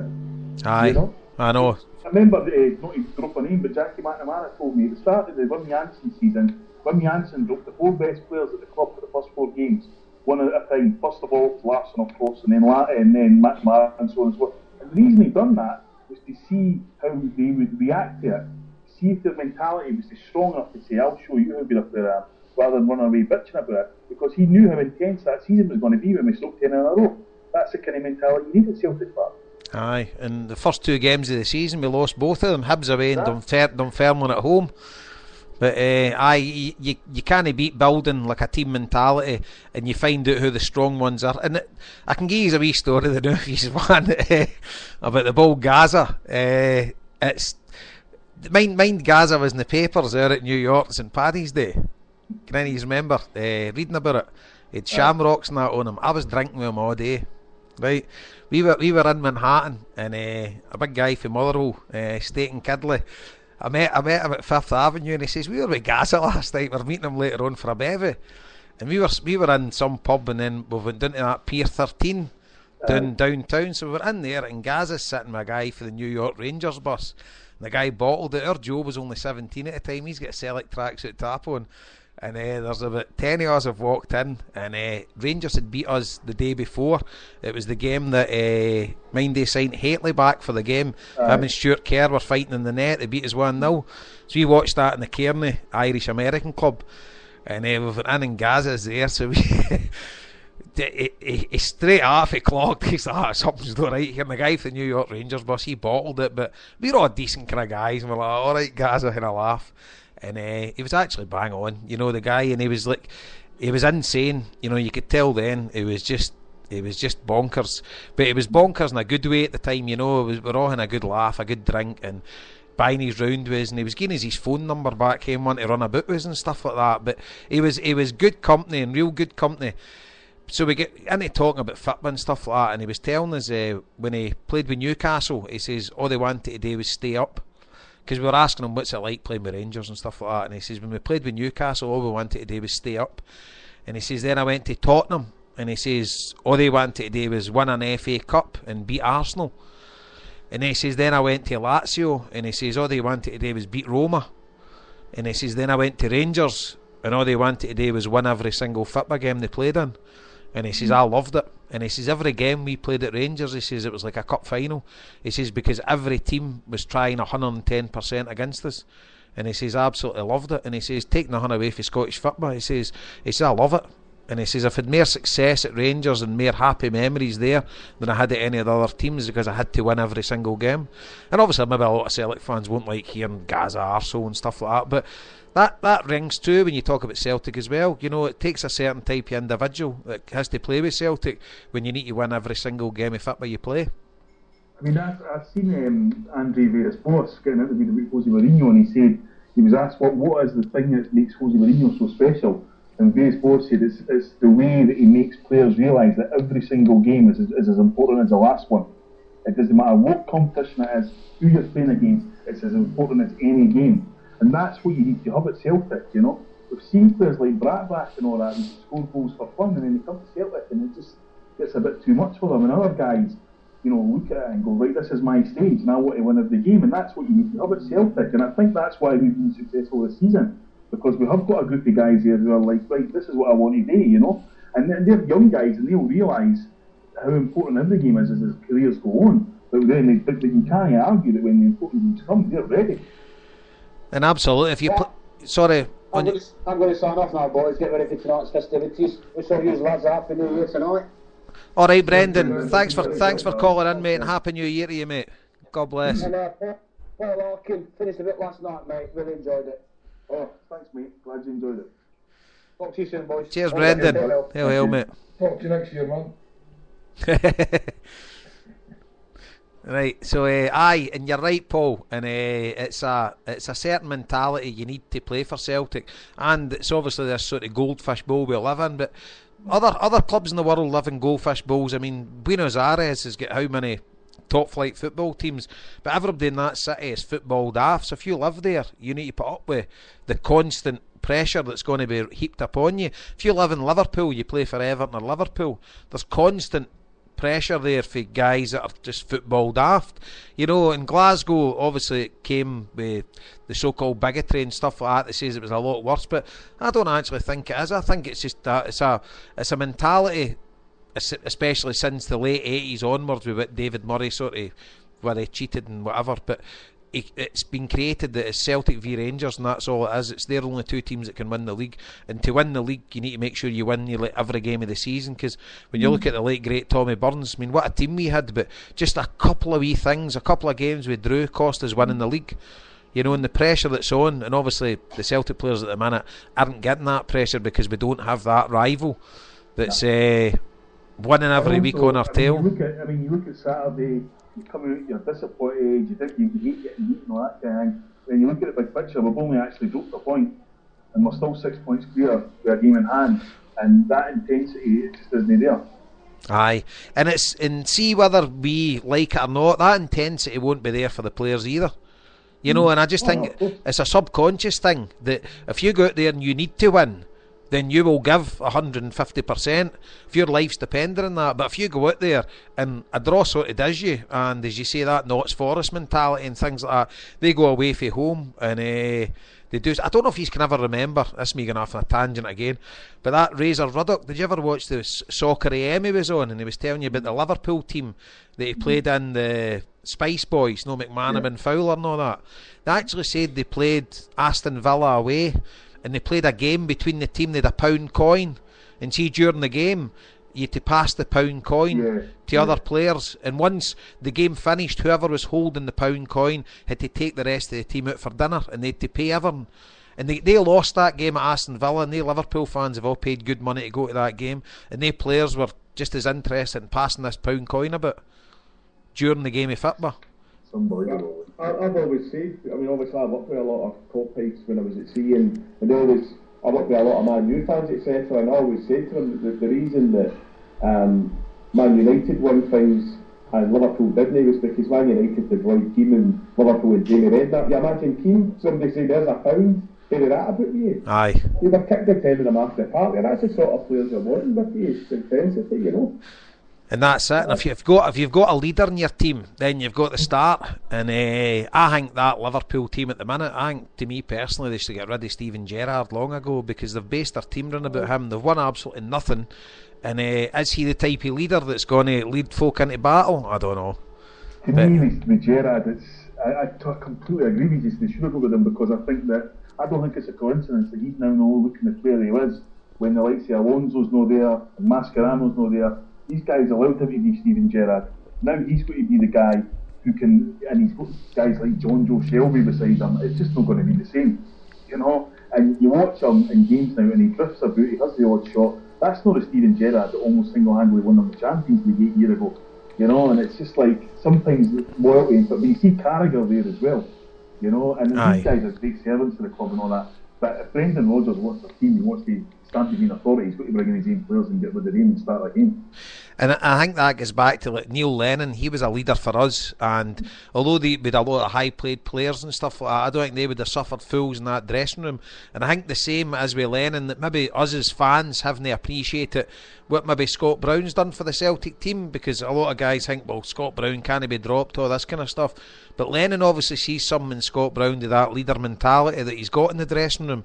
And I know we're maybe not winning every game and we're not performing the way some people would like us to perform, but the stories I've heard coming out of Celtic, and as Scott Brown is a leader, and he's a genuine leader that people look up to, and he's Celtic through and through. I know he wasn't brought up as a Celtic fan, but he is Mr. Celtic in there, and Neil Lennon's obviously identified that, and it's not done him too bad at present. I don't know what you think of that. I think Charlie Mulgrew as well, Jason, to a certain extent, has that kind of leadership quality. And it's something we never really touched on earlier, the Hibs game. I think Charlie Mulgrew was a big miss in that game. Aye. We've spoken about it before. I think, Jason, you mentioned it once, about you need Charlie Mulgrew in the team for his delivery. And I've seen a lot this season where people are kind of starting to backpedal on Charlie Mulgrew a wee bit, think he shouldn't be in the team, and that he is only there because his delivery. I think you see on Saturday how important that delivery is, because our dead balls and our corner kicks, our free kicks were just diabolical. Aye. So just without going back too much into the Hibs game, just remind me when you're talking about kind of leaders on the park. And I think Charlie Mulgrew has that leadership mentality, because he gets it.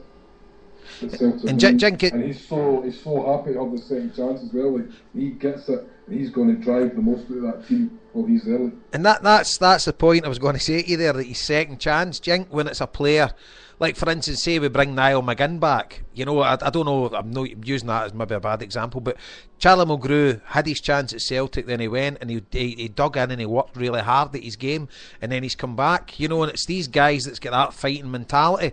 How many players do you know that they leave Celtic and they just go in a downward spiral and they don't go anywhere?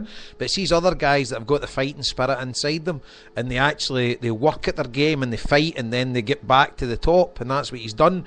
And he probably appreciates it more than most, because people I think people where skill and ability comes easy to maybe don't appreciate when it doesn't come as easy to people. You know, when they have to work hard at their game, they've got maybe a better appreciation. I don't know, I'm maybe just talking a lot of crap, but that's maybe where Charlie Mulgrew comes in it to me. I don't know. What do you think, Paul and Steve? Certainly what I'm thinking, what I was thinking on Saturday was with 20 minutes to go when we really had to get the speed built up. In the back of my mind, I'm thinking, we have got one or too many fanny merchants on the park at the minute. You're not going to do that. Whereas guys like Mulgrew will do that, even Joe Legley as well. Joe Legley will commit people, he'll run into the box, you know, and that kind. Sometimes, you know, I'm thinking at the last lesson, we need somebody to unsettle Hibs here. They're in a rigid back four, they've got their blanket midfield right in front of it. You know, somebody go over and hurt somebody, or somebody go over and do something that noises them up a wee bit and loses their concentration for 5 minutes. And you just feel that people maybe like Samaras and Lasad and that, that's not their mentality. It doesn't necessarily mean they're bad players, but occasionally you do need somebody like that that will just do something that will, you know, roll the sleeves up and get us back in. Because as Celtic supporters, I feel, especially in the 80s, we were spoiled by guys like that. You know, we had the Roy Atkins and the Tommy Burns and all that. Danny McGrain. Danny McGrain gave you that every week for Celtic. Yep. You know, and you realise that, you know, come on, you. Well, the jury's out there. And even the guys like Paul McStay, I mean, I seen Malcolm Mackay get interviewed last week when that goal on Sunday, and they were asking, who was the best player you played with, and all that, was it Larson and all that kind. He said, not Paul McStay by an absolute mile. And he said, why? He said, because he did, not only did he have everything as a football player, but he G'd you up for 90 minutes. And that's, you know, something that, you know, has become a bit of a loss in football. Ken the Lennons and the Roy Keane types and all that, these kind of characters are a dying breeds in football these days. See you're sort of off on a tangent again, but you mentioned the maestro there, Paul McStay. I don't think young Celtic supporters actually appreciate how good he was when he burst into the scene. See, in the 80s when that guy came through, what a player, an absolute genius, a midfield maestro. Some of the goals he scored outside the box, and he was like, I don't know, he was unbelievably good. You know, towards... It's hard to find somebody my age who doesn't have Paul McStay as their favourite all-time player. He's my favourite player. He's our John's favourite player. Aye, mine's is Danny McGrain, but he's definitely up there. And oh my God, I mean, how you could wax lyrical about the guy all night. And I know you've got the Lost Boys DVDs, Harper, of all the Celtic goals. Some of the goals he scored. I mean, the one at Love Street we won the league, Stoke Hearts, obviously. That goal, that was just a thing of beauty. You're the outside of the right foot. But some of the goals... My favourite ever Celtic goal, sorry Jason, was scored by Paul McStay. I've bring this up probably half a dozen times a season. I've wrote umpteen blogs about it. I've got a bit in one of Paul's books about it. And the goal he scored in the centenary year, I'm sure it was the centenary year, but we drew 2 each with Hearts at Celtic Park. We were getting beat 2-0. Remember, we got the penalty with like 9 minutes to go, and Walker scored the penalty, and then Paul McStay scored the equaliser in the last minute. And the pandemonium, I was in the Celtic end that day, couldn't get in the jungle, and the pandemonium that day, it was like we'd won the game. So it was one of them, because you get beat 2-0 by Hearts, so 9 minutes to go back to each, and it was a daisy cutter right from the edge of the box, and it's Paul McStay scored some of all my favourite goals, Aye. And it was actually a treat to watch. And I mind he came to my mum's door one night. I was back shift, and he came to my mum's house he came to pick something up or whatever. And I've answered the door, and it's 11 at night or whatever. I'd just finished. I was working Motorola, and I'd finished in the back shift. And I went and answered the door, and our Joe and his pal Mark were up the stairs. And I've opened the door and Paul McStay's standing at the door, just dead unassuming and quiet. Hiya, is your mum in? I'm like, the maestro, cuddling him and all that, and you come.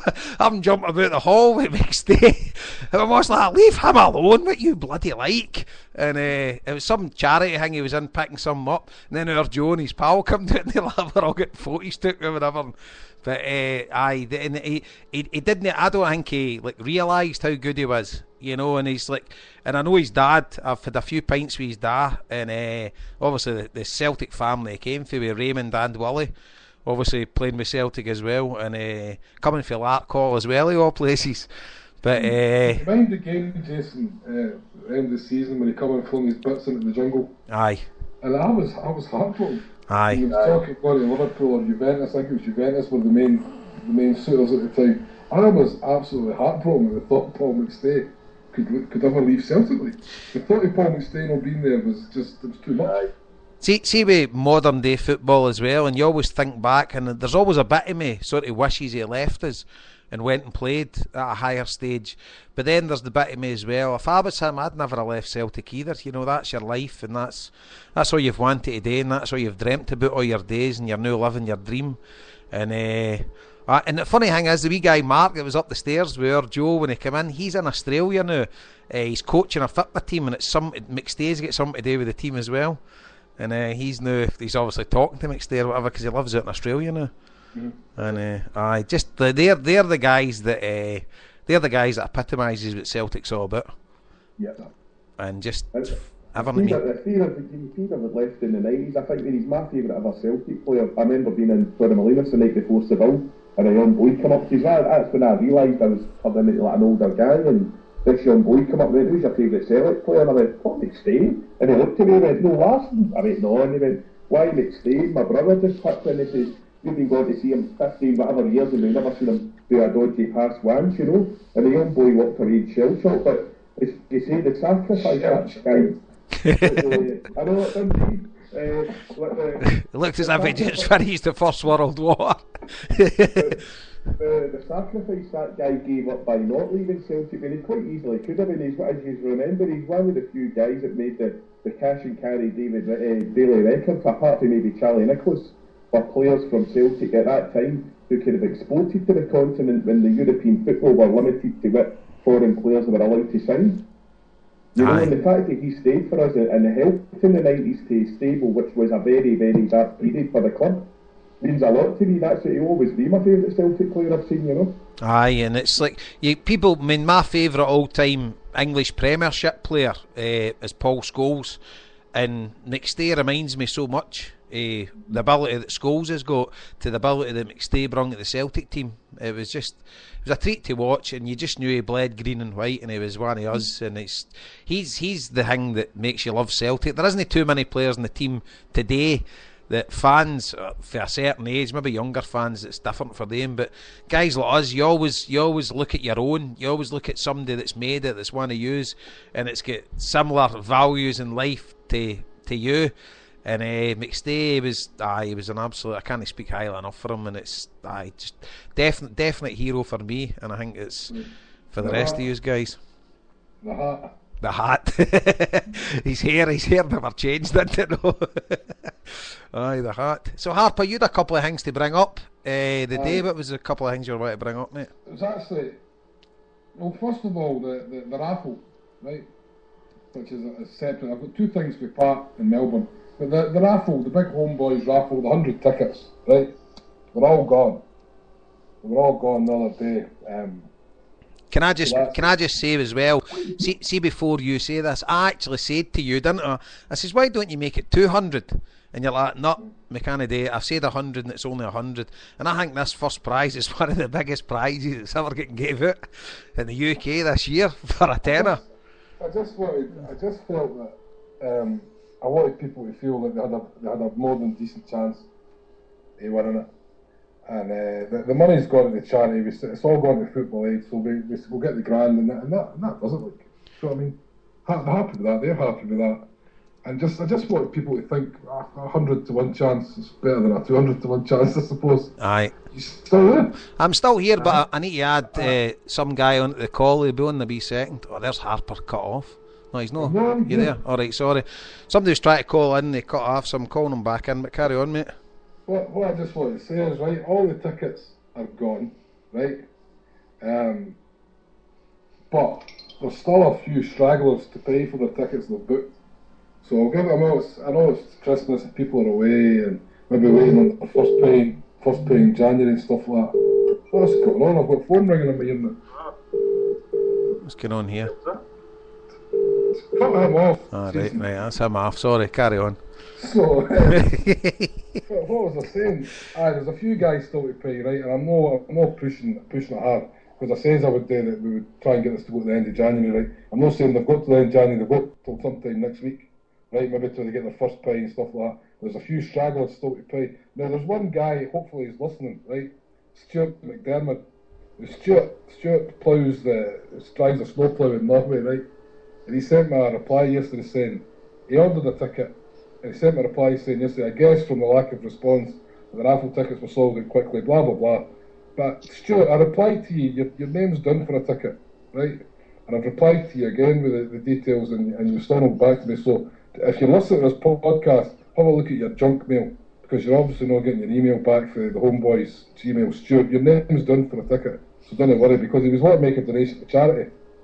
But your name's done for the ticket, Stuart, so don't worry about that. If you're listening, give me another email or give us a shout. So we've got another 4 prizes added in. Paddy Ryan for the Ryans band. He's donated 4 tickets for the Wigan Irish Festival. Whether people will be able to go to that, I don't know. I'm not 100% sure when it is. But those 4 tickets will go in. So we'll put 2 tickets in with the main prize and 2 tickets in with the runner-up prize, the first runner-up prize. Right? That cool? Yep. Right. So anybody's listening, if you've no paid for your ticket yet, get your 10% with PayPal to trend.90@gmail.com. You've all had an email back saying it, right? And please pay it as a gift, because it makes it the smallest charge, I believe, and pay the fee at your end. There's 4 guys who never paid the fee, right, at their end, and I'm not going to name them and shame them, but just know if you do win, I'm going to lick every prize before I send it to you. There you go. Right, now, the other wee thing, just moving on for that. As I say, so we'll get another couple of weeks before we do the draw, right? And we'll try and set it up on YouTube. I'll get Gaffney, see if we can set it up on YouTube channel, and we'll do it live so people can see what's happening. And the 100 names, once everybody's paid, they'll go up beside a number on the Hail Media website. So you'll be able to say your ticket number 7. So on the night we'll draw the balls out of a hat or whatever, and you'll be looking for your number, right? So that's the way it's got to work. Now, emails. Mincy Heed, who is Pat in Melbourne, he says there's a mini catch-up for Australian Celtic fans in Melbourne on January the 19th, the weekend of the Hearts game. He was hoping to give a quick mention on the show. He doesn't have exact details yet. It's only been brought to his attention. This was just the day he emailed me, and it was just coming up to New Year and all that. So he says apparently it was agreed on Celtic-minded by a few Australian terms, so it's a get-together on January the 19th. If you want to follow the Jock Steen CSC Twitter feed, that's at JSCSC Melbourne on Twitter, at JSCSC Melbourne. And he's going to post any info he gets to that account. He says it's just if people want to book flights. This is within Australia, like for different cities. It's going to be like a wee mini festival or whatever. Now, the other thing Pat brought up, and this isn't really something that I really think we've got time to debate. It's something we've went over and over before. But he said a thing in our private forum about support your local CSC, right? And it's sort of kind of touched on what in the last show when we were talking about the CSCs dying because of the lack of the Rangers games and stuff like that. They're not getting people through the doors, right? And him and his mates in Melbourne were sort of trying to brainstorm and come up with a few ideas. And they're wondering if there's something we can do in Hail Media to highlight the plight of the CSCs, encourage people to go to their CSCs, just different things, right? And this is something we tried to do with Lost Boys. This is where Lost Boys started out the podcast. They used to get a different American supporters club on every week and talk to the guys, but eventually it just became it was the same story every week, so it kind of died a day. So maybe we can look at another angle for that, about how we can support CSCs the world over. I don't know. So what we're basically looking for, if you've got any ideas If you want to promote your club, you want to give us a shout, an email, we'll read it out. If you want to come on for a quick chat, 10 minutes, one of the shows, talk about your CSC, talk about what's happening. We'll do whatever you want. We'll try and support you, but if anybody's got any ideas of how we can help support Australian and American CSCs and stuff like that, we're all ears. We'll Can pass on the baton and stuff like that. Can I just add there as well? Sorry, Tommy, are you on the line, mate? Is Tommy there? Yeah. Tommy, give us a wee second, mate. I just want to add, son. I'll bring you in the wee second, okay, Tommy? Sorry about this. Aye. But I want to add, Harper, about the CSCs. What I would urge is any Celtic fan in Scotland, Ireland or England or whatever that goes their holidays and goes to America or goes through Europe or goes to Australia, Canada or wherever, where there's a local CSC, get along there to watch the game, and please pay your $10 or $15 or whatever it is at the door, and don't think because you've got a season ticket at Celtic Park that gives you the right to get in there and not pay any money. These guys have got overheads, these guys have got costs, and I must admit, I've been in Celtic Supporters Club in Tampa, I've been in Celtic Supporters Clubs in I've been in 3 different ones in New York. I've been in the Parlour, I've been in Rocky Sullivan's when it was on, I've been in the Kearney Irish Club, I've been in Celtic Supporters Clubs all over the place, and when you go into these places, support them and pay your $10 or $15. You're on holiday, you've got a couple of quid in your pocket. These guys run these clubs at probably a loss, and it costs the local Celtic supporters a lot of money to run these places and give them a gathering point and a focal point where the CSCs can meet up and watch the games and discuss what we all find easy because we live in Scotland, Ireland, whatever. We've got tons of Celtic supporters wherever we live, and we've got our mates, but these guys don't have that, and a lot of them travel long distances. So I would urge every Celtic fan that's on holiday to find out where these places are. Go on CelticBars.com, find out where the local Celtic Supporters Club is, contact them and get heading in there and pay some money. And somebody like Paul, I don't know if you want to add here because you lived in the States as well. Yeah, no, yes, it's excuse me, it's reaching a bit of a point of critical mass where a lot of the American clubs, I know for a fact, people like Chaz and the Bronx and all that, they're just not getting the punters in now, primarily because Fox Soccer are showing most of the Celtic games now. But, you know, people in America, they know the score. You have to go along and support the clubs because these clubs were there long before Fox Soccer were interested, or even Celtic Football Club were interested in that. They were the ones that gave you Celtic in America and in Canada and places like that. So now is the time more than anything to go and support them. Absolutely, mate, absolutely. Just I was ready to bring Tommy. I think he's back on there. Tommy, you there, mate? Yeah, how you doing, bro? Sorry about that. Perfect. I'm going to give you a wee task here. Please don't mention Sefco in this call. It's Happy New Year to all Tims, and let's hear what you've got to say. Slander, I'm not obsessed with him. Just wanted to see them die properly. No, Happy New Year to Harper, to Paul, to Cash and Carry, and your good self, Jason. Good man. You too, Tommy. And our Australian guys, they're already celebrating a Happy New Year, so big up to the boys down under. And is there a CSC in Papua New Guinea? No idea. No. What they should do is they should to get the punters in. They should have a strip night. Get a bird round with a Cash and Carry. Get around the Cash and Carry night. With a stripper night. Get around with a Celtic tap over the phones. I'll go through the roof. All those dingbats down under will be giving it loudly for the Shields and the Celtic tap. That's what you get them in. Get to the base and get the Celtic fans in. If you're dying, get a strippers night and then follow that, take them down to the gas hooker strip and ask you, Bob, your uncle, and what's he, I didn't warn you. Listen, it's more Cash and Carry from the south side. I can confirm that. But hold on, first of all, Steven Gerrard has no won anything with Liverpool. He won the Champions League. Aye, right, all right. Listen, hey, I've got the controls here. Just you watch what you're saying, right? Right, carry on. Confirmed because it's a taxi driver, as I can say, has been confirmed. Bent is up here in Scotland. He's going to sign. Bent is getting signed by Celtic. I reckon we should, if possible, if Hooper's not wanting to play ball, sell him. If there's a club coming in distressed, a la Liverpool, and they're daft enough, 15-20 million, because you've got to be pragmatic. If the money's on the table, I think Lawwell will take it. If it comes from a team who's distressed, say in excess of maybe 15 million.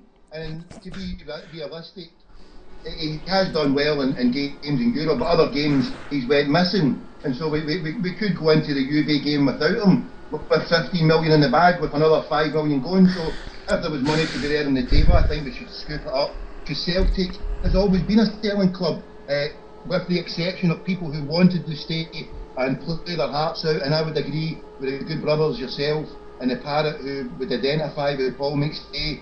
The goal of goals that I remember was in our centenary at the Ship Pit, and he scored against them. And it was the joyous look in his face. Aye. And he scored. It was, oh yeah, and the way he ran up, it was just amazing. So that wins it for me, for the ultimate self. In my lifetime, what would Celtic have been if he'd walked away? Because we were a poor team, and he was the star of it, and he held us together when that drive and commitment that Lenny sees, I think identified there with Scott Brown, with the commitment that he now shows for Celtic to play in his state with an injury, taking injections to see it through, and he's a good lad. So what if he came from a Rangers background? So did Danny McGrain, so did Kenny Dalglish, Big Roy Aitken, people who have never came from a Celtic background. That's never stopped. Tommy. Roy Aitken, I was going to say that. A West Kilbride Tim. I'm just making sure you're on your toes. I was doing Murdo McLeod. Aye. I was just making sure the jungle juice hadn't kicked in, because I'm teaching. And I'm on my guard. No, but it's a case that you've got to be careful. I know Big Roy Aitken, I do apologise to anybody. Roy Aitken, feed the bear, I love the boy as well. Sorry, just checking out. Well, don't talk about it, I apologise.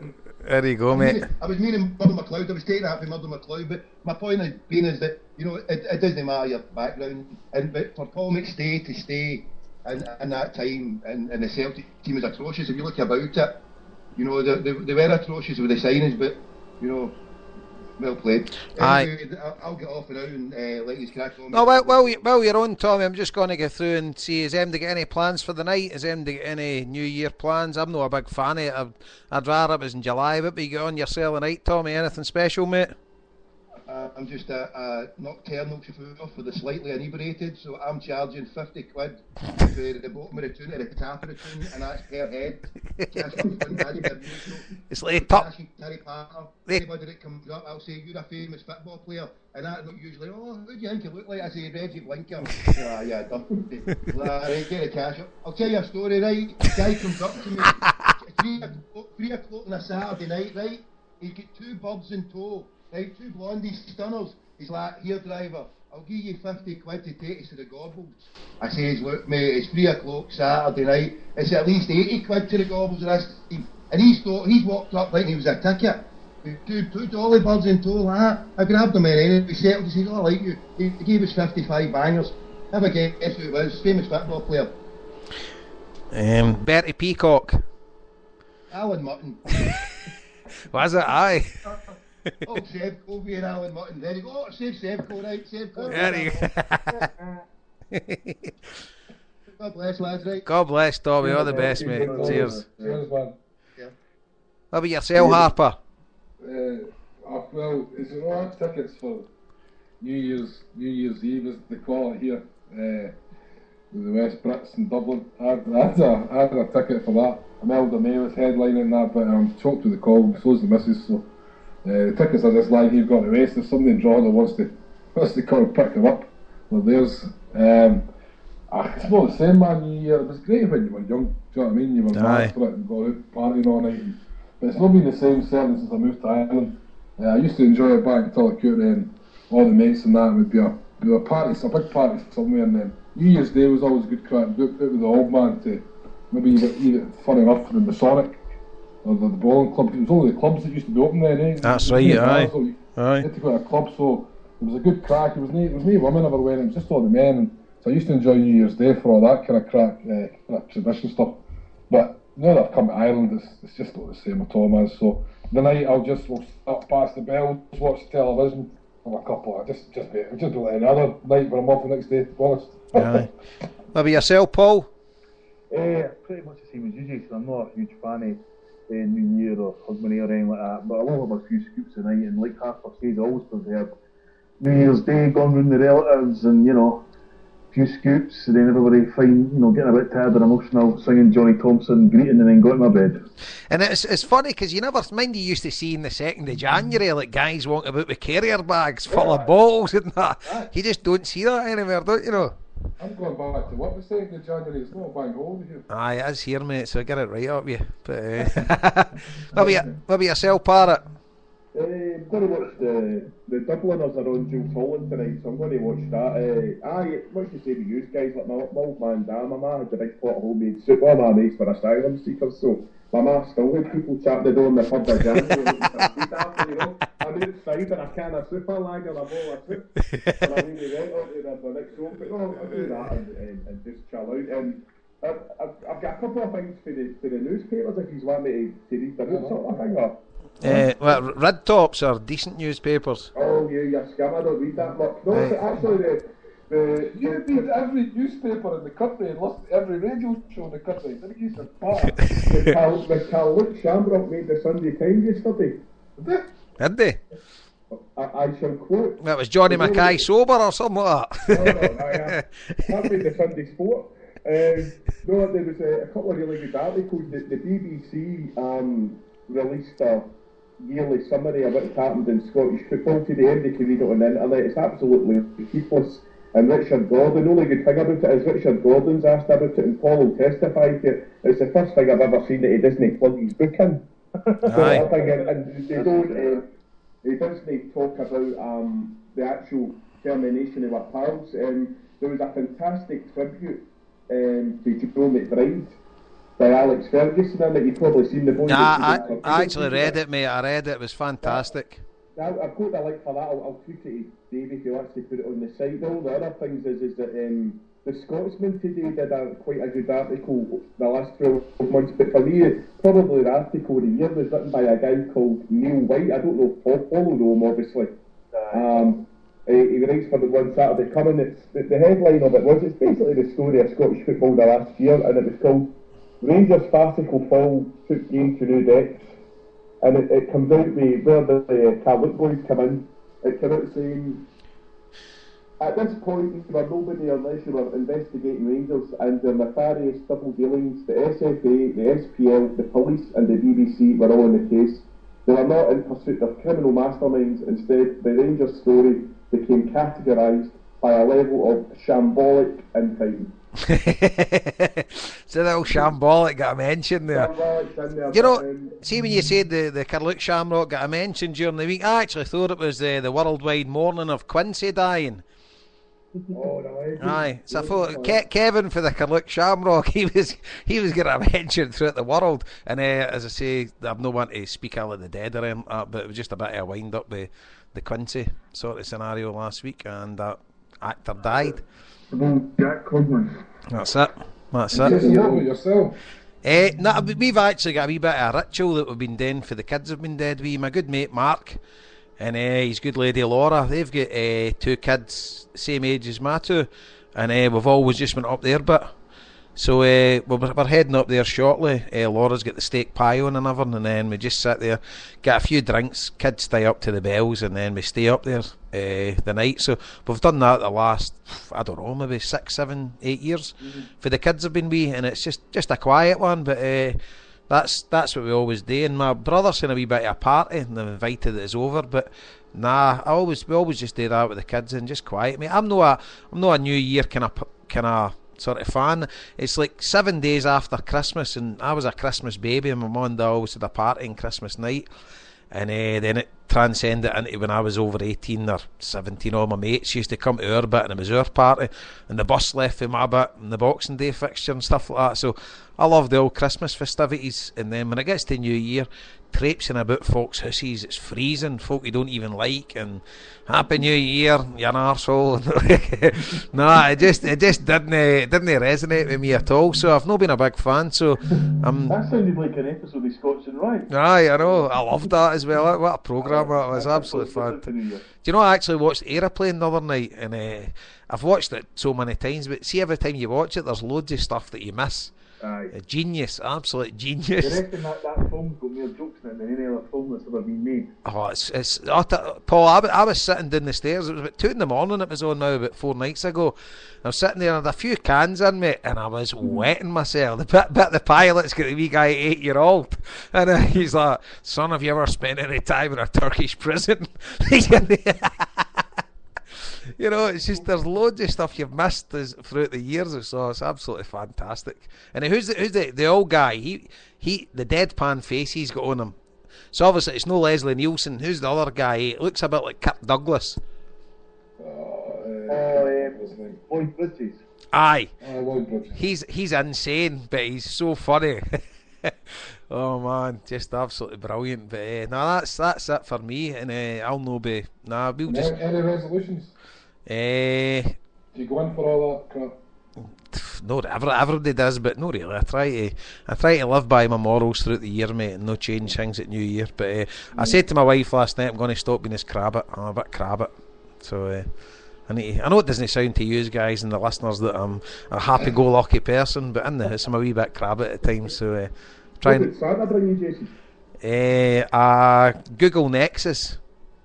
Oh, right. Aye, a wee cracker one, 7-inch things. My wife got me. It was a big surprise. It was in a box of Adidas trainers. So I opened up like, yeah, beauty, another pair of trainers, and I was sort of slightly disappointed when there's this other box inside. And then when I opened it up, I was well delighted with it. Harper put me on it. He's the IT guru, and there's iPads in the house and stuff like that. But I'm trying to get off the Apple vibe, so I'll be getting a Samsung the next time. I'm trying to lose my Apple addiction, and Harper put us out this Google Nexus, and can't I say I'm disappointed at all. I think it's brilliant. It's 170 quid or something like that, but it's brilliant, absolutely amazing. What about yourselves, guys? What did you get? What did you get, Stephen? We're on Jewish, we never get nothing. No, I got well, honestly, I've spent all week in the car. I should never have told that story about my dad buying me dodgy chocolates.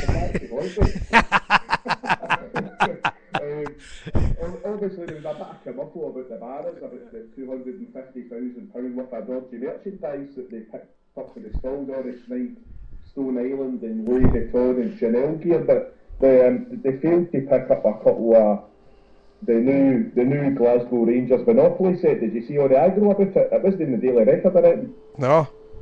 No, they had a wee do at the Rangers club. There was a free-for-all allegedly that they started playing the Monopoly, but they were rolling about after 20 minutes because somebody came up and they couldn't find the deeds for Ibrox.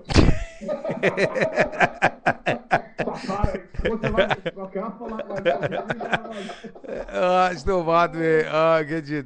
Monopoly, wouldn't be Monopoly, aye. Happy days. But so have you got anything else to add, guys, before we wrap up for the new year? Just want to say, hope everybody has a happy new year, and look forward to we'll be back in 2013, and maybe the show will change a wee bit, a few maybe here and there, and I hope Hail Media goes to strength to strength. That's it. Yourself, Paul? Just make point half a second there, Happy New Year to everybody, and hopefully we'll see you bigger and better next year. Yep. Mr. Parrott?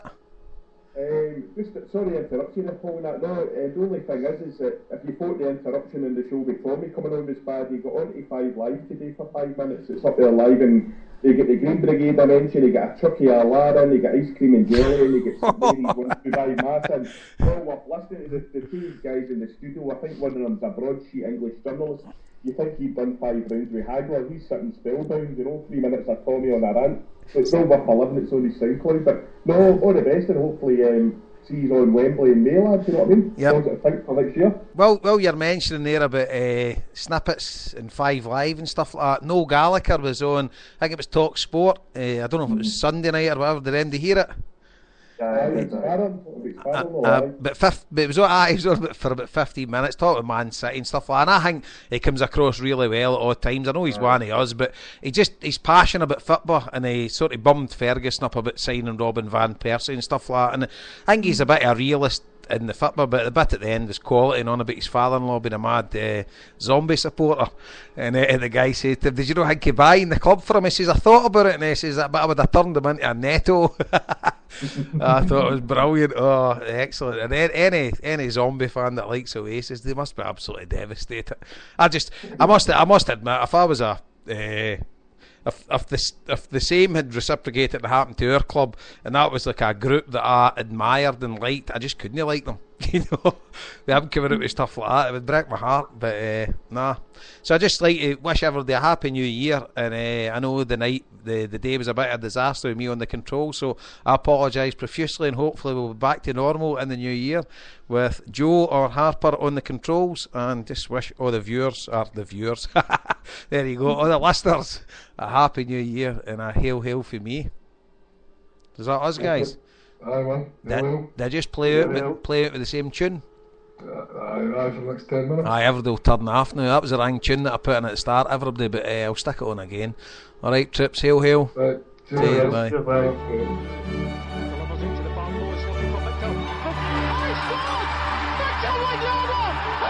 Celtic an incredible lead with a Miller header against Barcelona. What a noise, Paul. Barkhead has erupted. Victor Wanyama goes at the far post. And what a header that was. Absolutely brilliant in the pass. Victor Valdez, no chance. And Celtic's first shot in Derby, they have the lead against Barcelona. Almost exactly at the same pace as Samaras scored the new cup.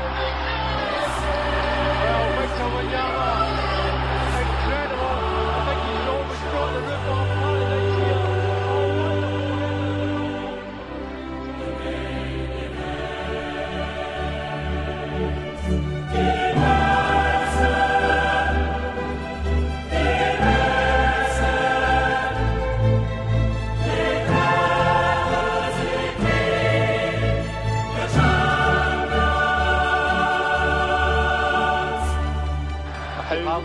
I know how Lionel. Oh, here's Tony Watt. It's a chance for Tony Watt. Can he be the hero? He's scored! It's a goal! Tony Watt! It's Celtic 2! Barcelona 2! I can hardly believe my eyes. Unbelievable! Celtic in Finland. Tony Watt in Finland. Astonishing scenes in Celtic Park. I think the roof has just come off the stadium. Barcelona stand. Celtic 2. Barcelona 2. Incredible. Wow. It's incredible. Tony Watt. Oh, there's a substitute. He raced through. There was a chance to be a hero. And he's looking at me. Victor Valdez. It's incredible. It's absolutely incredible. Celtic